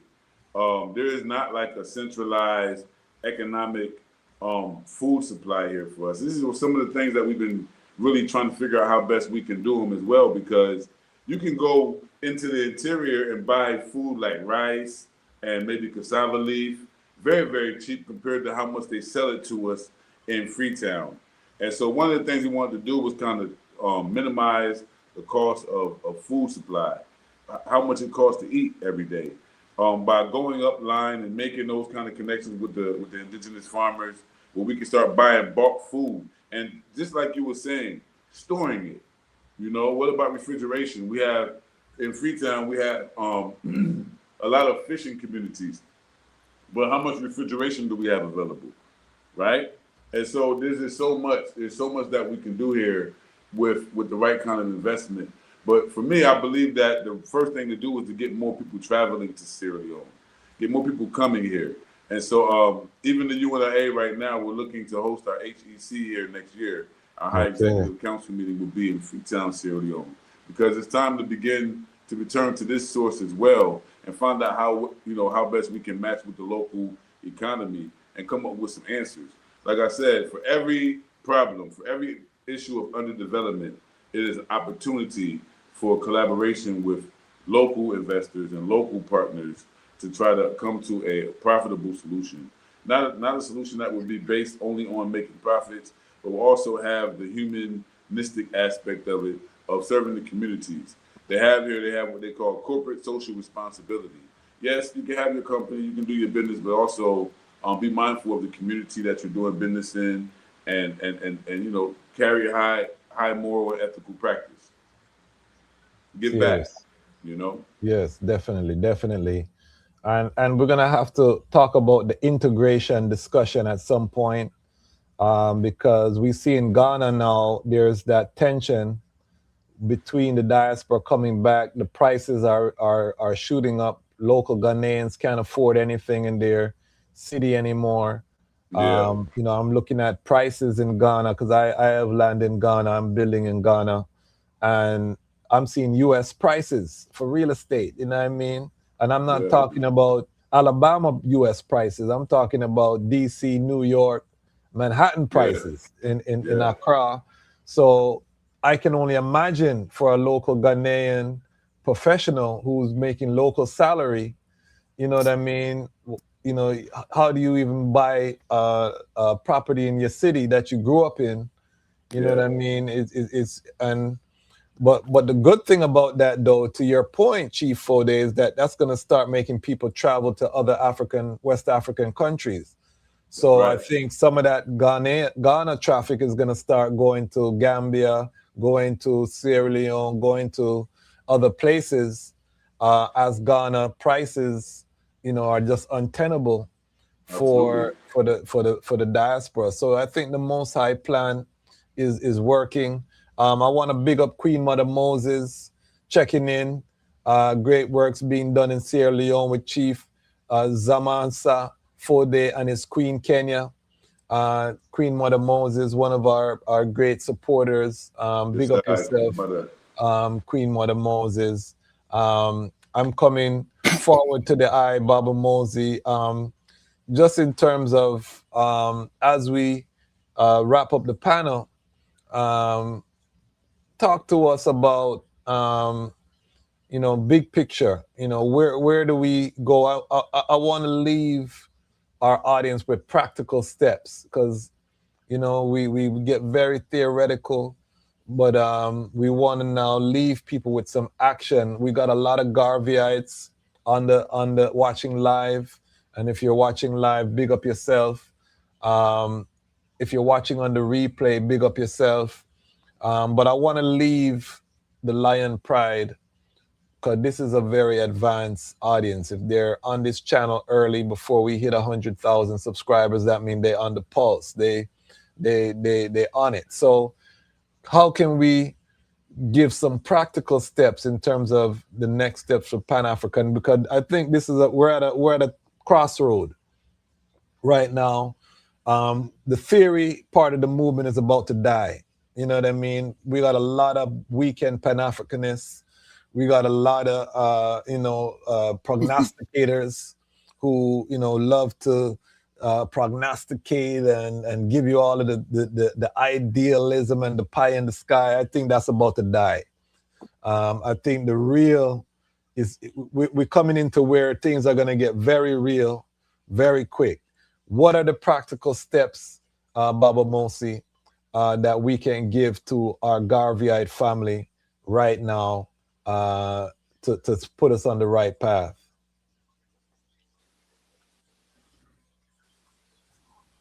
Just unmuted.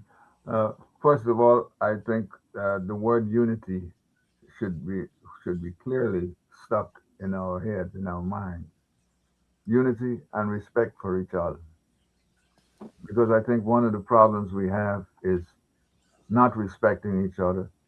You have a lot of, like you mentioned, a lot of groups that are coming into being, and there are a lot of individuals who think of themselves like prima donnas, and they think they're the ones who know it all. And then we need to have this respect on a wide scale. If you don't have that and respecting yourselves and others, then you can't build, because you have to build with respect. A lot of what is happening today comes out of this factor that self-righteousness. We have to do away with that. But economically, we've said a whole lot of that during the program, and we have to mean it. Going forward, we need to take each other's hand and shake it, squeeze it. We have to show that there's solidarity in what we're doing. We can't get anywhere if we don't have solidarity with whatever other group is doing. We're all in the same boat. We need to look at what we're doing and come up with some solution as to how we can bring unity to move forward, economically, politically, and respectfully as a race. You know, as we look at what's happening in Africa, if that is to be our future, like let's say what's happening in Sudan and South Sudan, where you have outsiders coming in and feeding mayhem, because they know so long as we are not united, they can exploit us. Let's use that as reference when we hear in the diaspora, so that we don't do the same thing. We don't allow ourselves to be used by others, so that we wind up being at the bottom of the totem pole. We wind up being exploited. Our children are being exploited in Africa. They're digging out the minerals in mines as children and getting very little for it. If the countries in Africa that are allowing these people from outside to fly the minerals from one country to another, one country raiding other countries, using tribal groups so that they can go in and take away what other tribal groups have. This tribal mindset is not good for us. We need to be united. Otherwise, we'll be marking time. It's showing in what is happening in Africa. And what Africa needs now is what the forefathers fought for. We fought for liberation and we fought for unity. It is what African Liberation Day is all about.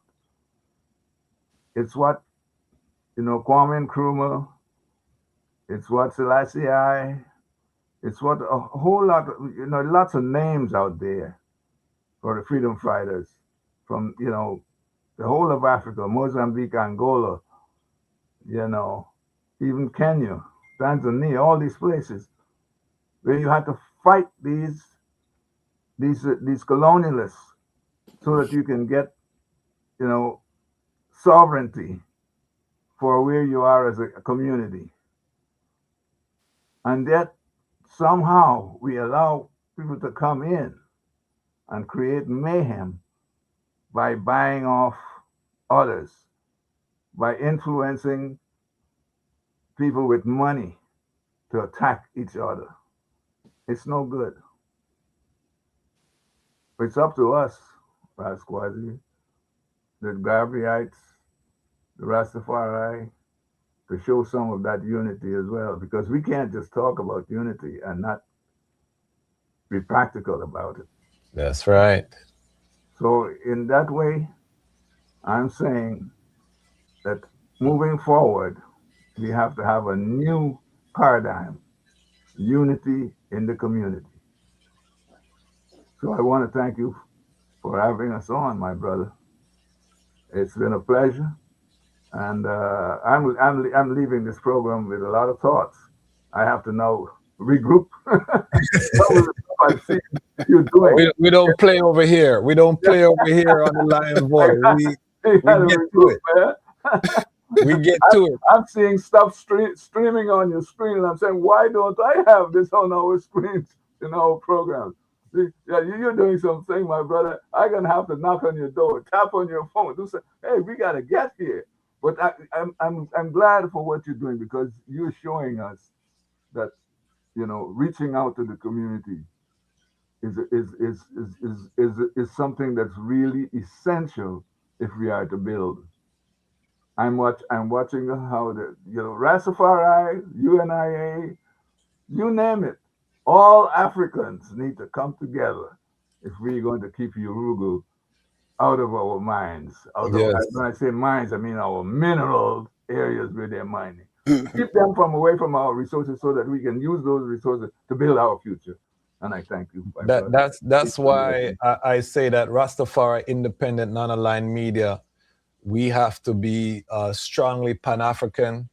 I built this channel to reaffirm the Pan-African roots of Rastafari, because I saw that they were really trying to push Rastafari into kind of a hippie, loosey-goosey vibration. And this is one of the reasons why I really keep it Pan-African, because we got to feed the root. If the root dies out or if the root gets weak, then it can't sustain the tree.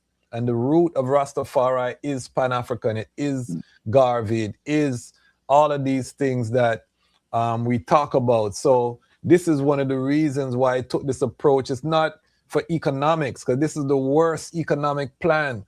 When you really keep things black, you really hurt yourself. Even the algorithm, we fight YouTube's algorithm. We would be probably at 1 million subscribers if I was just doing music and reggae artists and all of that. And I have the ability and the network to do that.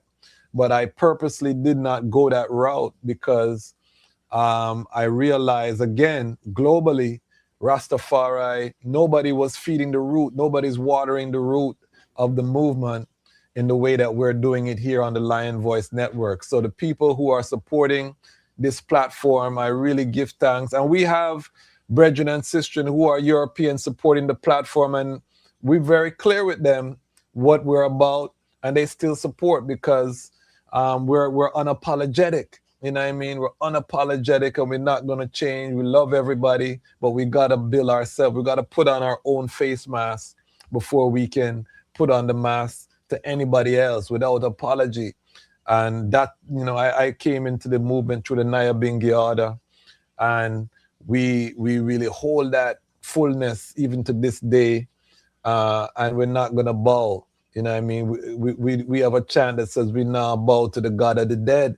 You know what I mean? And so no matter how they really try to push us in that loosey-goosey direction, we reject that and we stand as lions. You know what I mean? And the lion's strength. Why can the lion be the king over the tiger? The tiger, Siberian tiger is the biggest cat on the planet, but why is the lion the king? Because the lion has the pride. That's why nobody can test the lion, because the lion, when he step with his brothers, he got his queens, you know what I mean? It's a whole family you're going to fight when you fight the lion. So that's the principle, and that translates to collective security, and that's what we're doing. So it's not easy, because if anybody told me that 4 years of doing this and I would only have 48 monthly subscribers, I probably would have thought twice about doing this. I'm going to be honest. But saying that, the journey is beautiful, because I've met so many powerful people. And even though I would love to be doing this full time, and I will get there with the help of the collective, we will get to a full-time media operation. That's the goal. You know what I mean? We're willing to fight the battle because it's so necessary. So we're going to continue with, I'm gonna go to the eye, because I want to seal up with Baba Senghor.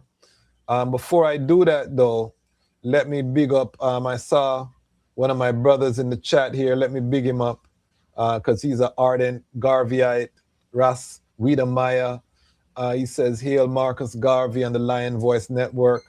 Ras Wiedemeyer has a big event coming up, and they're going to be doing some business with us. So I want to give them some love here. They have the Marcus Garvey Music Fest, which is going to be in Orlando, Florida. Luton Fire is the headliner, and the Heights. We're going to be running some commercials in the month of July for this festival. And again, we have the Eventbrite. We interviewed Ras Wiedemeyer on the platform. We have the link in the description of that. You can already go and buy your tickets from the global family and start to support this event. Any festival event that I bring on the platform, I'm asking the Lion Voice Network, go ahead and support the event. Buy tickets. Even if you can't go, buy tickets. You can sponsor, and maybe the promoters can give out those tickets or whatever. But we want our promoters to make money and not just do these events because of the love. We want them to make money so that they can continue, because we're fighting a cultural war at the same time as an economic war. And if we look at popular culture, we see that our young people are looking at strippers, drug dealers, gangsters. These are being funded. Remember that the mega companies that are not owned by Black people are funding whoredom, gangsterism, violence, gratuitous violence, lost sex. All of these things are being funded to the tune of millions of dollars. And if we're not funding the alternative, then we are not going to, we're not being realistic. So Chief Ford, I want to give you a chance to just give your final words to the global Rastafari Pan-African family. Let us know how we can support. I've asked Chief Fode to return on Saturday with before we head out to the Garvey African Liberation Day event. We're going to be doing a live 10 a.m. here Eastern Standard Time with the Sierra Leone Rastafari community, continuing our series. Last week we did Malawi. We had Dr. Polani. Last week we had Queen Mother Moses, and we had a panel from Botswana, from South Africa. We had the leader of the youth movement in South Africa. The brethren, them are doing big works. We had Sierra Leone. We had several African countries. So you can check out that episode. And the week before that, we had Dr. Paliani from Malawi. And this week, we're sealing up African Liberation Month with the Sierra Leone Rastafari community. So make sure you tune in for that. I'll drop the flyer tomorrow. So stay tuned for that. But Chief Fode, please, please just give us your final word song. Yes, Ras Kwasi. First of all, I want to really appreciate you, man. Love you very much for the platform. It's been years here in Sierra Leone that we've been fighting for recognition, to be seen, because the isolation, because of the stigma that is placed on the country, the name of the place, you know, the image of the place. But, you know, we're very, very, very, very grateful and thankful for all the love we've been getting from the broader Rastafari community and Pan-African community, especially over the last year. I definitely want to shout out several people who've been very critical in the organizing of what we're doing here on the ground in Freetown. First and foremost, massive shout out and RIP to the late Father Elijah Gegra, who really was the king. He was the father of us all. He understood how the different elements had to come together and made it happen in his own way. Also, I have to shout out the rest of the executive, you know, President Ras Morgan, as well as Secretary Ras Culture Muhammad, others, you know, Brother Dan Man, Ras Keita, Ras Ore, you know, I have to call their names. Ras Keita, you know, they all gonna want me to call their names because this is the family. Like you were saying earlier, Lions move in a pride. We move with our brothers and sisters, our children, our families.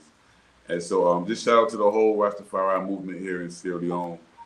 They've been my family. They've been my community since I've been here the last 13 years. And I haven't faced any discrimination, only brotherhood and sisterhood, really, man. Just a real positive vibe.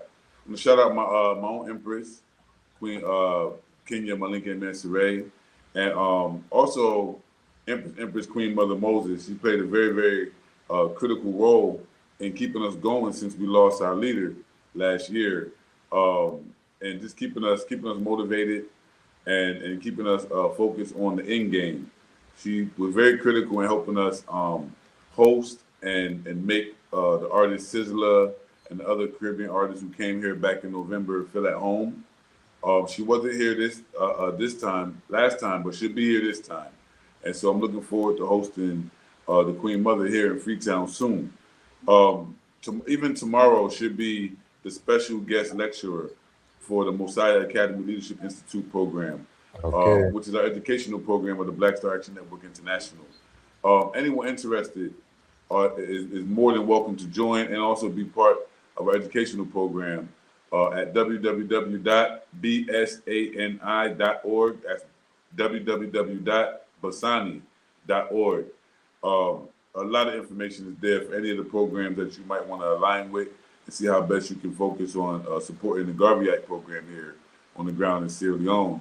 And then also definitely I want to shout out Baba Senghor all day, Baba Akili, Baba Mosi, the whole parent body of the UNIA-ACL 2020 for really understanding the moment that we're in and realizing that we need to clean up. We need to really rehabilitate ourselves, mind, body, and soul, individually and collectively.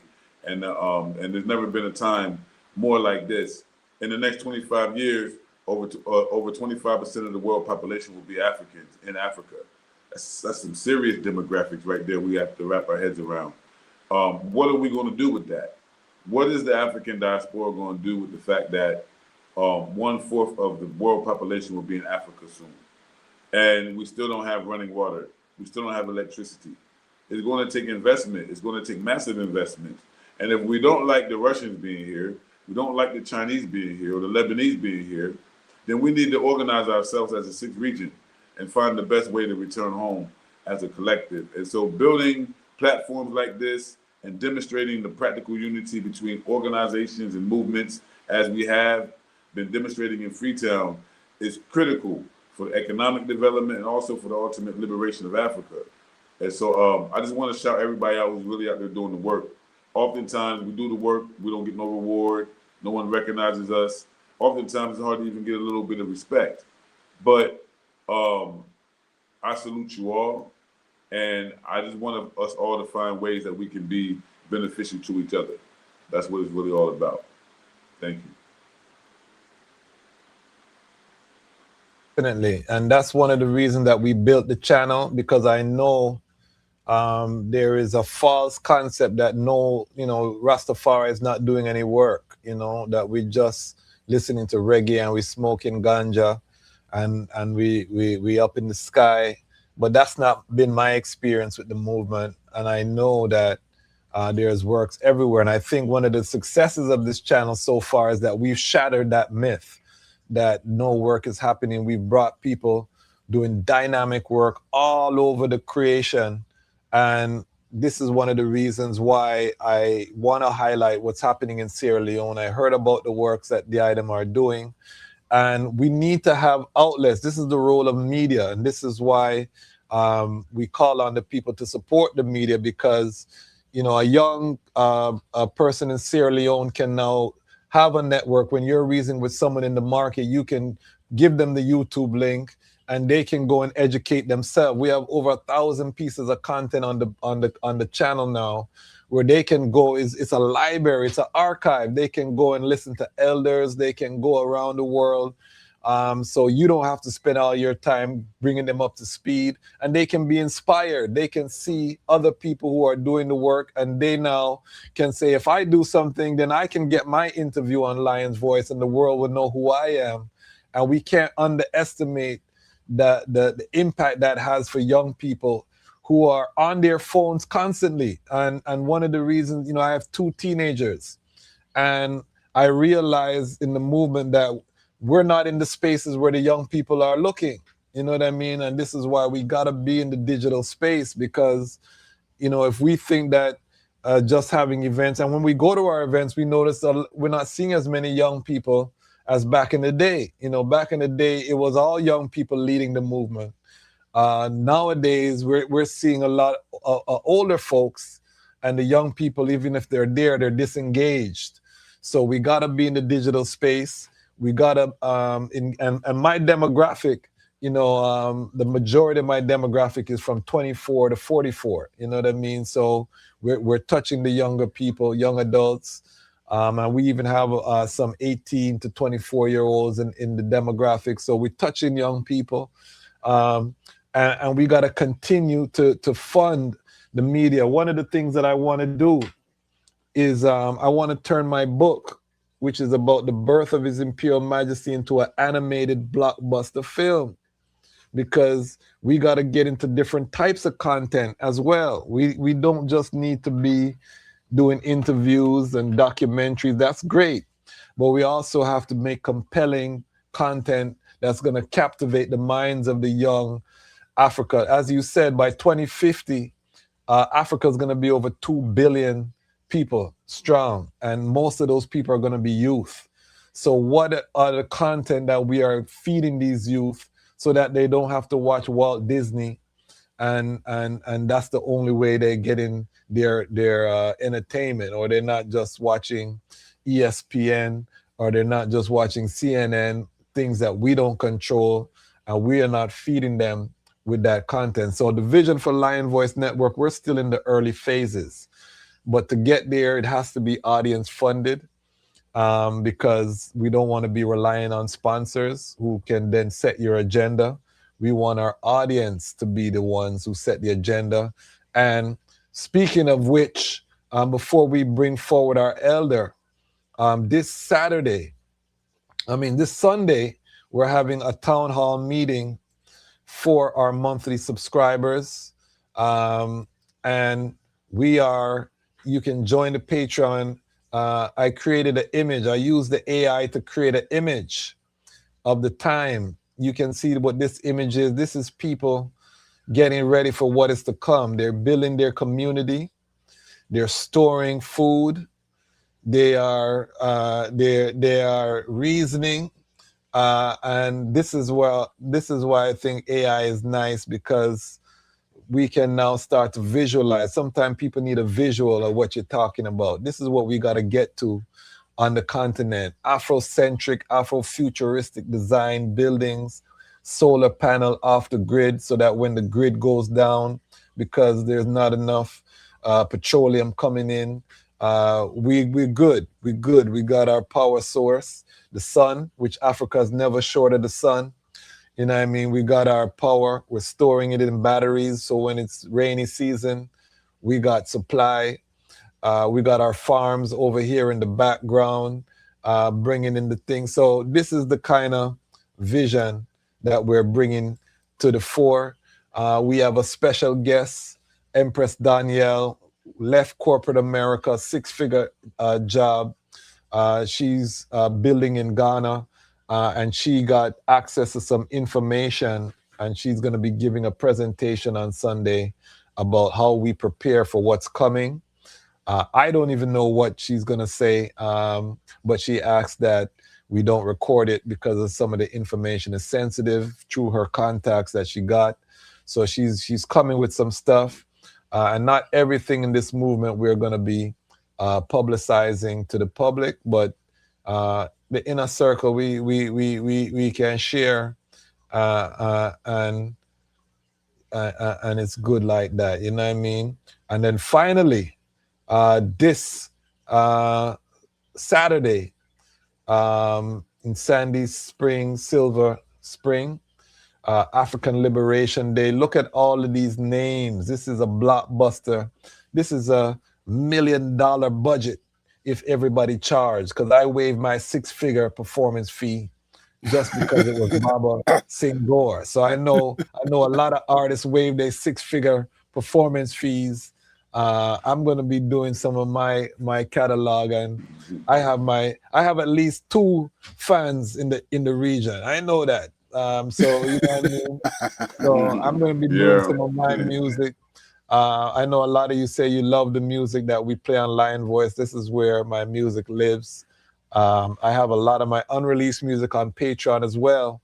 If you love the music and you become a member, I have over 30 songs on the Patreon that you can listen to the full songs, including the one that played Mama Africa. So we're doing it. Little by little, we're building out the ecosystem. Chief Ode, you wanted to say something? Yeah, it would be criminal for me not to shout out Ras Habib. Habib has been critical. He's been very, very critical. Yes, he's one of the young stars. I could get off here without shouting out Ras Habib. He's one of the young stars. You know what I mean? And we're gonna have Ras Habib on the platform. I haven't done a full interview with Ras Habib, but he's one of the young stars in the movement. We love Ras Habib to the heart. You know what I mean? Solid brother. And his brother Rashna Shan, big up yourself, on Blaza Radio. We're gonna have him at some point as well. They're doing some powerful work. We got so many powerhouses. We haven't even scratched the surface yet. So before we give it to our elder Baba Senghor for the final word, I just want to say, family, we got work to do. We're in preparation mode. You know what I mean? There's no time to prognosticate, to think, and what you're doing, what you're not doing. There's no time to be divided. Divide and rule is the only plan. You know what I mean? So we already know the plan, so we can't get caught up in the divide and rule. We agree to disagree, and we move forward. You know what I mean? Because we agree on more than we disagree. So we don't need to be spending so much time talking about what color is the flag, who's doing this, who's doing that. We don't care about none of that right now. You know what I mean? If anything, we take a break, and that's water cooler talk after we work. You know what I mean? We can have those dialogue to sharpen the sword, but that can't stop the work. And that's what we've done historically, is we've let disagreements allow us to stop the work. and that's where we've gotten off track. So as you can see, UNIA, Rastafari, we're one. You know, UNIA, we got LC Pan here. Locally, we're uniting. Baba Kalechi, big up Baba Kalechi was here yesterday. So it's one movement, you know what I mean? We're bringing everything together. Everybody who's talking about Pan-African conscious movements, we're bringing all of it under one. We're not reinventing the wheel. You know what I mean? We're not here to reinvent the wheel. Unity does not mean uniformity. Let me say that again. Unity does not mean uniformity. You know what I mean? There's strength in our diversity. We don't want everybody to, you know, that's why I love when people have different views in the comments, because this is not a yes man factory. I always say that. I get nervous when everybody agrees with everything. You know what I mean? Because then you might be CIA. I don't know who you are. You just agreeing with everything that we're saying. That's not realistic. My wife and I don't agree on everything. So how are we going to agree on every single thing? You know what I mean? My parents don't agree with everything that I say. So I get nervous. So I love when we can reason respectfully and we can come up with different things. So we are doing it in real life. And again, Rastafari Independent Non-Aligned Media, we're watching something historic unfolding here. And if you're watching live, you're part of the revolution. If you're watching on the replay, you're part of the revolution. We made $35 today in the chat. I want to just highlight everybody who donated to the super chat. $35. Can you imagine if 10 people on every live episode gave $10? That's what I want to get to. 10 people with $10. We flying. And that's nothing. You know what I mean? But we got to start somewhere. But today, I give thanks.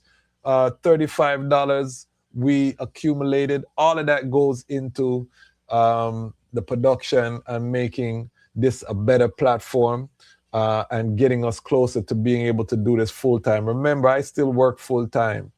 All of the content that we do, I still got to get up and work full time and then do this in the evening. So if I could do this full time, I'm going to be the first employee of the Lion Voice Network. I'm going to be very transparent. I'll be the first employee. And then my wife will be number two because she's the production manager. I can't afford her right now. She hasn't been working. That's why we're making mistakes. You know what I mean? When my wife was working full time, we were flying nicely, but now I'm doing everything because she's got to support the family as well. So we're going to create a serious full-time operation, but it's going to happen when the items say the time has come. All right, so I'm very long-winded. Baba Senghor, this is your time. Bring it home for us. Bring it home, Baba. Well, yeah. First of all, I just got to send some love to all of y'all because y'all just laid it out. I'm going to be somewhat redundant because you said it. And I just want to be clear. We need to love one another. I love you, Baba Mosi. I love you, Chief Foday, and I love you, Kwazi. I really appreciate everything that's been said tonight. And the more you know, the more you should know you don't know. So you always learning. That's one very important lesson that I've learned from the elders who studied with Garvey. The more you think you know, the more you don't know. There's so much knowledge, but we have far more in common than we don't in terms of differences. So it's very important for us to understand that we need each other. We need to build family first. Kwazi, you kind of hit it home, man. I got a family. I got grandchildren. Wondering, well, Baba Senghor, you retired and you seem to work more than when you retired. I retired in 2008 when I served as President General. I left the National Association of Social Workers, but I do full-time work for the movement.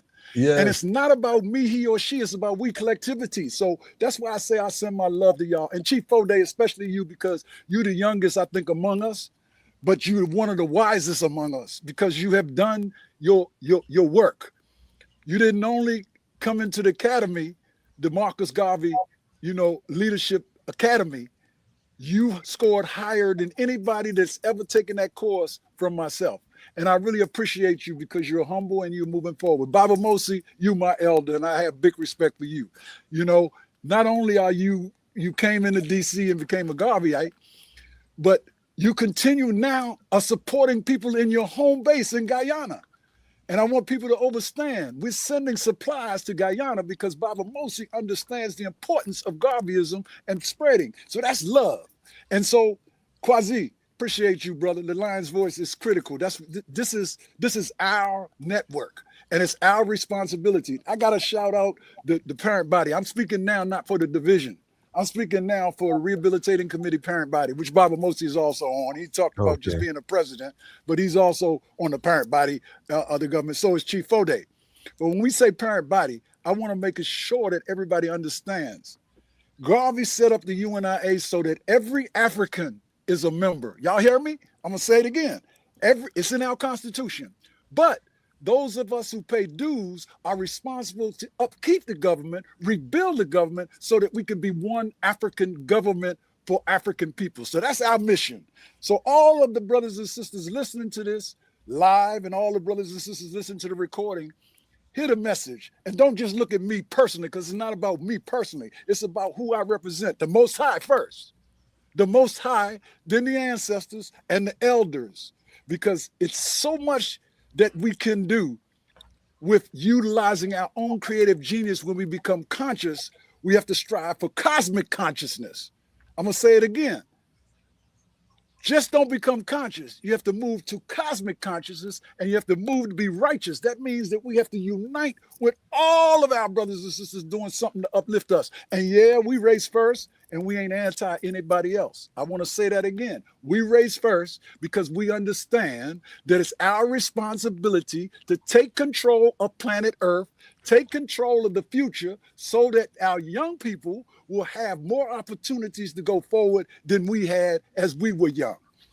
In closing, let me just say, the Lion's Voice has spoken. We are one movement, so don't be content with the food of chickens, brothers and sisters. It's time for us to fly. You gotta give some money to the Lion's Voice. You heard it tonight. You hear it every time. Every time I've checked out the Lion's Voice, I've been motivated and I've learned. I want to hail up the President General of the UNIA RC 2020, Baba Kili, and I want to hail up all of the sisters. I want to hail up Amy Jocks Garvey, all the ancestors. But most of all, I want everybody to understand or overstand that we're going to win this when we find our true selves and return to our traditional greatness. There is no countries in Africa. I said it. They're only nation states. We want the whole continent to overstand. The nation states must come together outside of Africa and inside Africa, because there are more Africans in the East than there are in the West. And there are more resources in Africa that the whole world gets. So why are you not investing in Africa? Why are you not investing in the UNIA? Why are you not investing in the Lion's Voice? Because you don't know where you're coming from. You got to get back to who you are. And once we do that, we'll have the economic power, we'll have the mental power, we'll have the spiritual power, and we'll have the physical power to take charge of our destiny. And we will burn down Babylon. And I ain't talking about with a match. I'm talking about with your creative genius, returning to yourself. That is what Garvey, that is what Patrice Lumumba, that is what Kwame Ture, that is what Emperor Haile Selassie, that is what Amy Jocks Garvey, that is what Queen Nzinga, that is what our ancestors directed us to be about. They gave their lives. But remember, we are spiritual beings having a physical experience. Don't leave the physical and get punished in the spiritual world because you did not do what you were called to do. So let's love one another more. Let's build our families, build our communities, build our nation states, unify our nation states so that one Africa with no borders can begin to take charge of our sovereignty. Liberation time, liberation time, liberation time. Marcus Garvey made it absolutely clear that man and woman can do what man and woman have done. And trust me, there is nothing in this world that did not come from us. Don't let no religious scruples and no political machinations divide us. Closing out, thank Rastafari, because if it was not for Rastafari, you would not know Marcus Garvey. That's a fact that maintains itself. And we want to thank Rastafari because Rastafari is a culture. It's a spiritual culture. And we are coming back to one again. One God, one aim, one destiny is coming back to blend again. We are coming back into ourselves. We built the pyramids. Why the hell do we settle for projects? Up, you mighty race. We can accomplish what we will. The lion's voice has spoken. Yes. And there you have it, family. Another power pack panel. And we will be returning Saturday morning. Set your calendar. Rastafari Community of Sierra Leone returns this Saturday morning. We are not going to stop. Why? Because the time has come for the Lions to tell our own story. And this is the Lion's Voice. Yo, blessed love. This is Max Garvey. It's time for the Lions to tell their own story. See? God bless. Blessed love. Yes, Lion Voice Network. What are you waiting for? Come together, calling from near and far. Know who you are. What are you waiting for? Rally up, it takes the dust. What are you waiting for? Ancestors paved the way for us. Yes, I am Ketis Oyonde, asking, what are you waiting for to come together? The time has come for the Lions to tell our own story. This is the Lion's Voice. African pride, root of all nations, boy. I tried with the lion, the Rastafari. Lion of it, tried with lioness like I do. Empress on the front line, we need you. Well, this is Medicine, the steady one, and you are now tuned in to the Lion's Voice work. What did forward for do? Scorch them. Roast and parch them.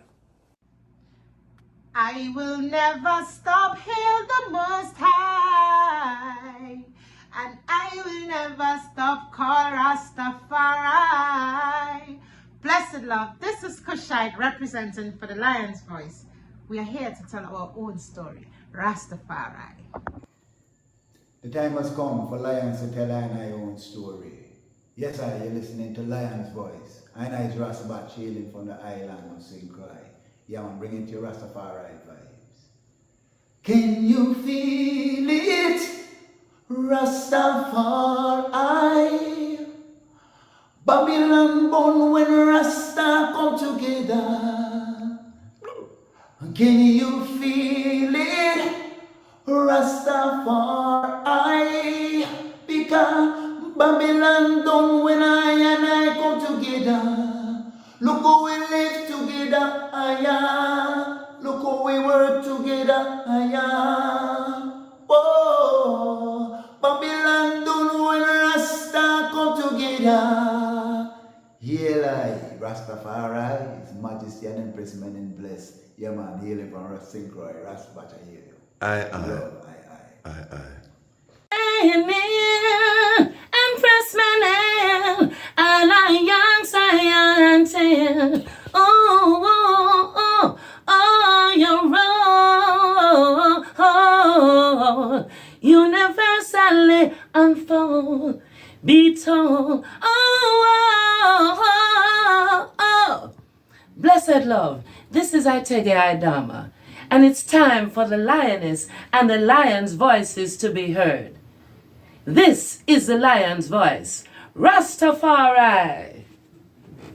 Greetings, this is Warrior King, and the time has come for the lions and the lioness to tell their own story.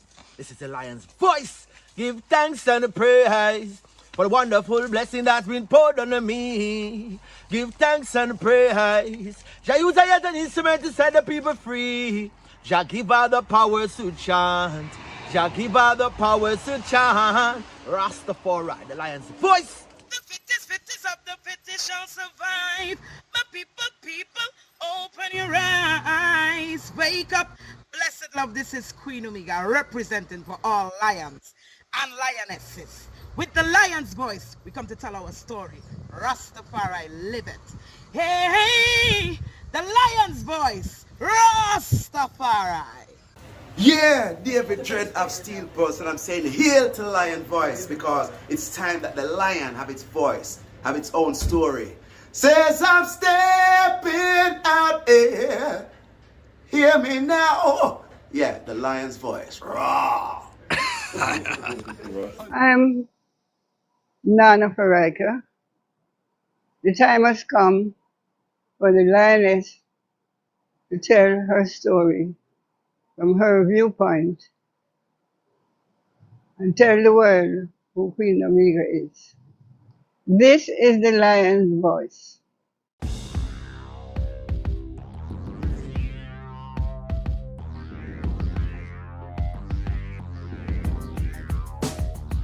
Well, Lion Voice, tell them that's the people first choice. Lion Voice, make the lioness them feel nice. Lion Voice, with the lion cubs we sacrifice. Lion Voice, got to show the people them the life. Lion Voice.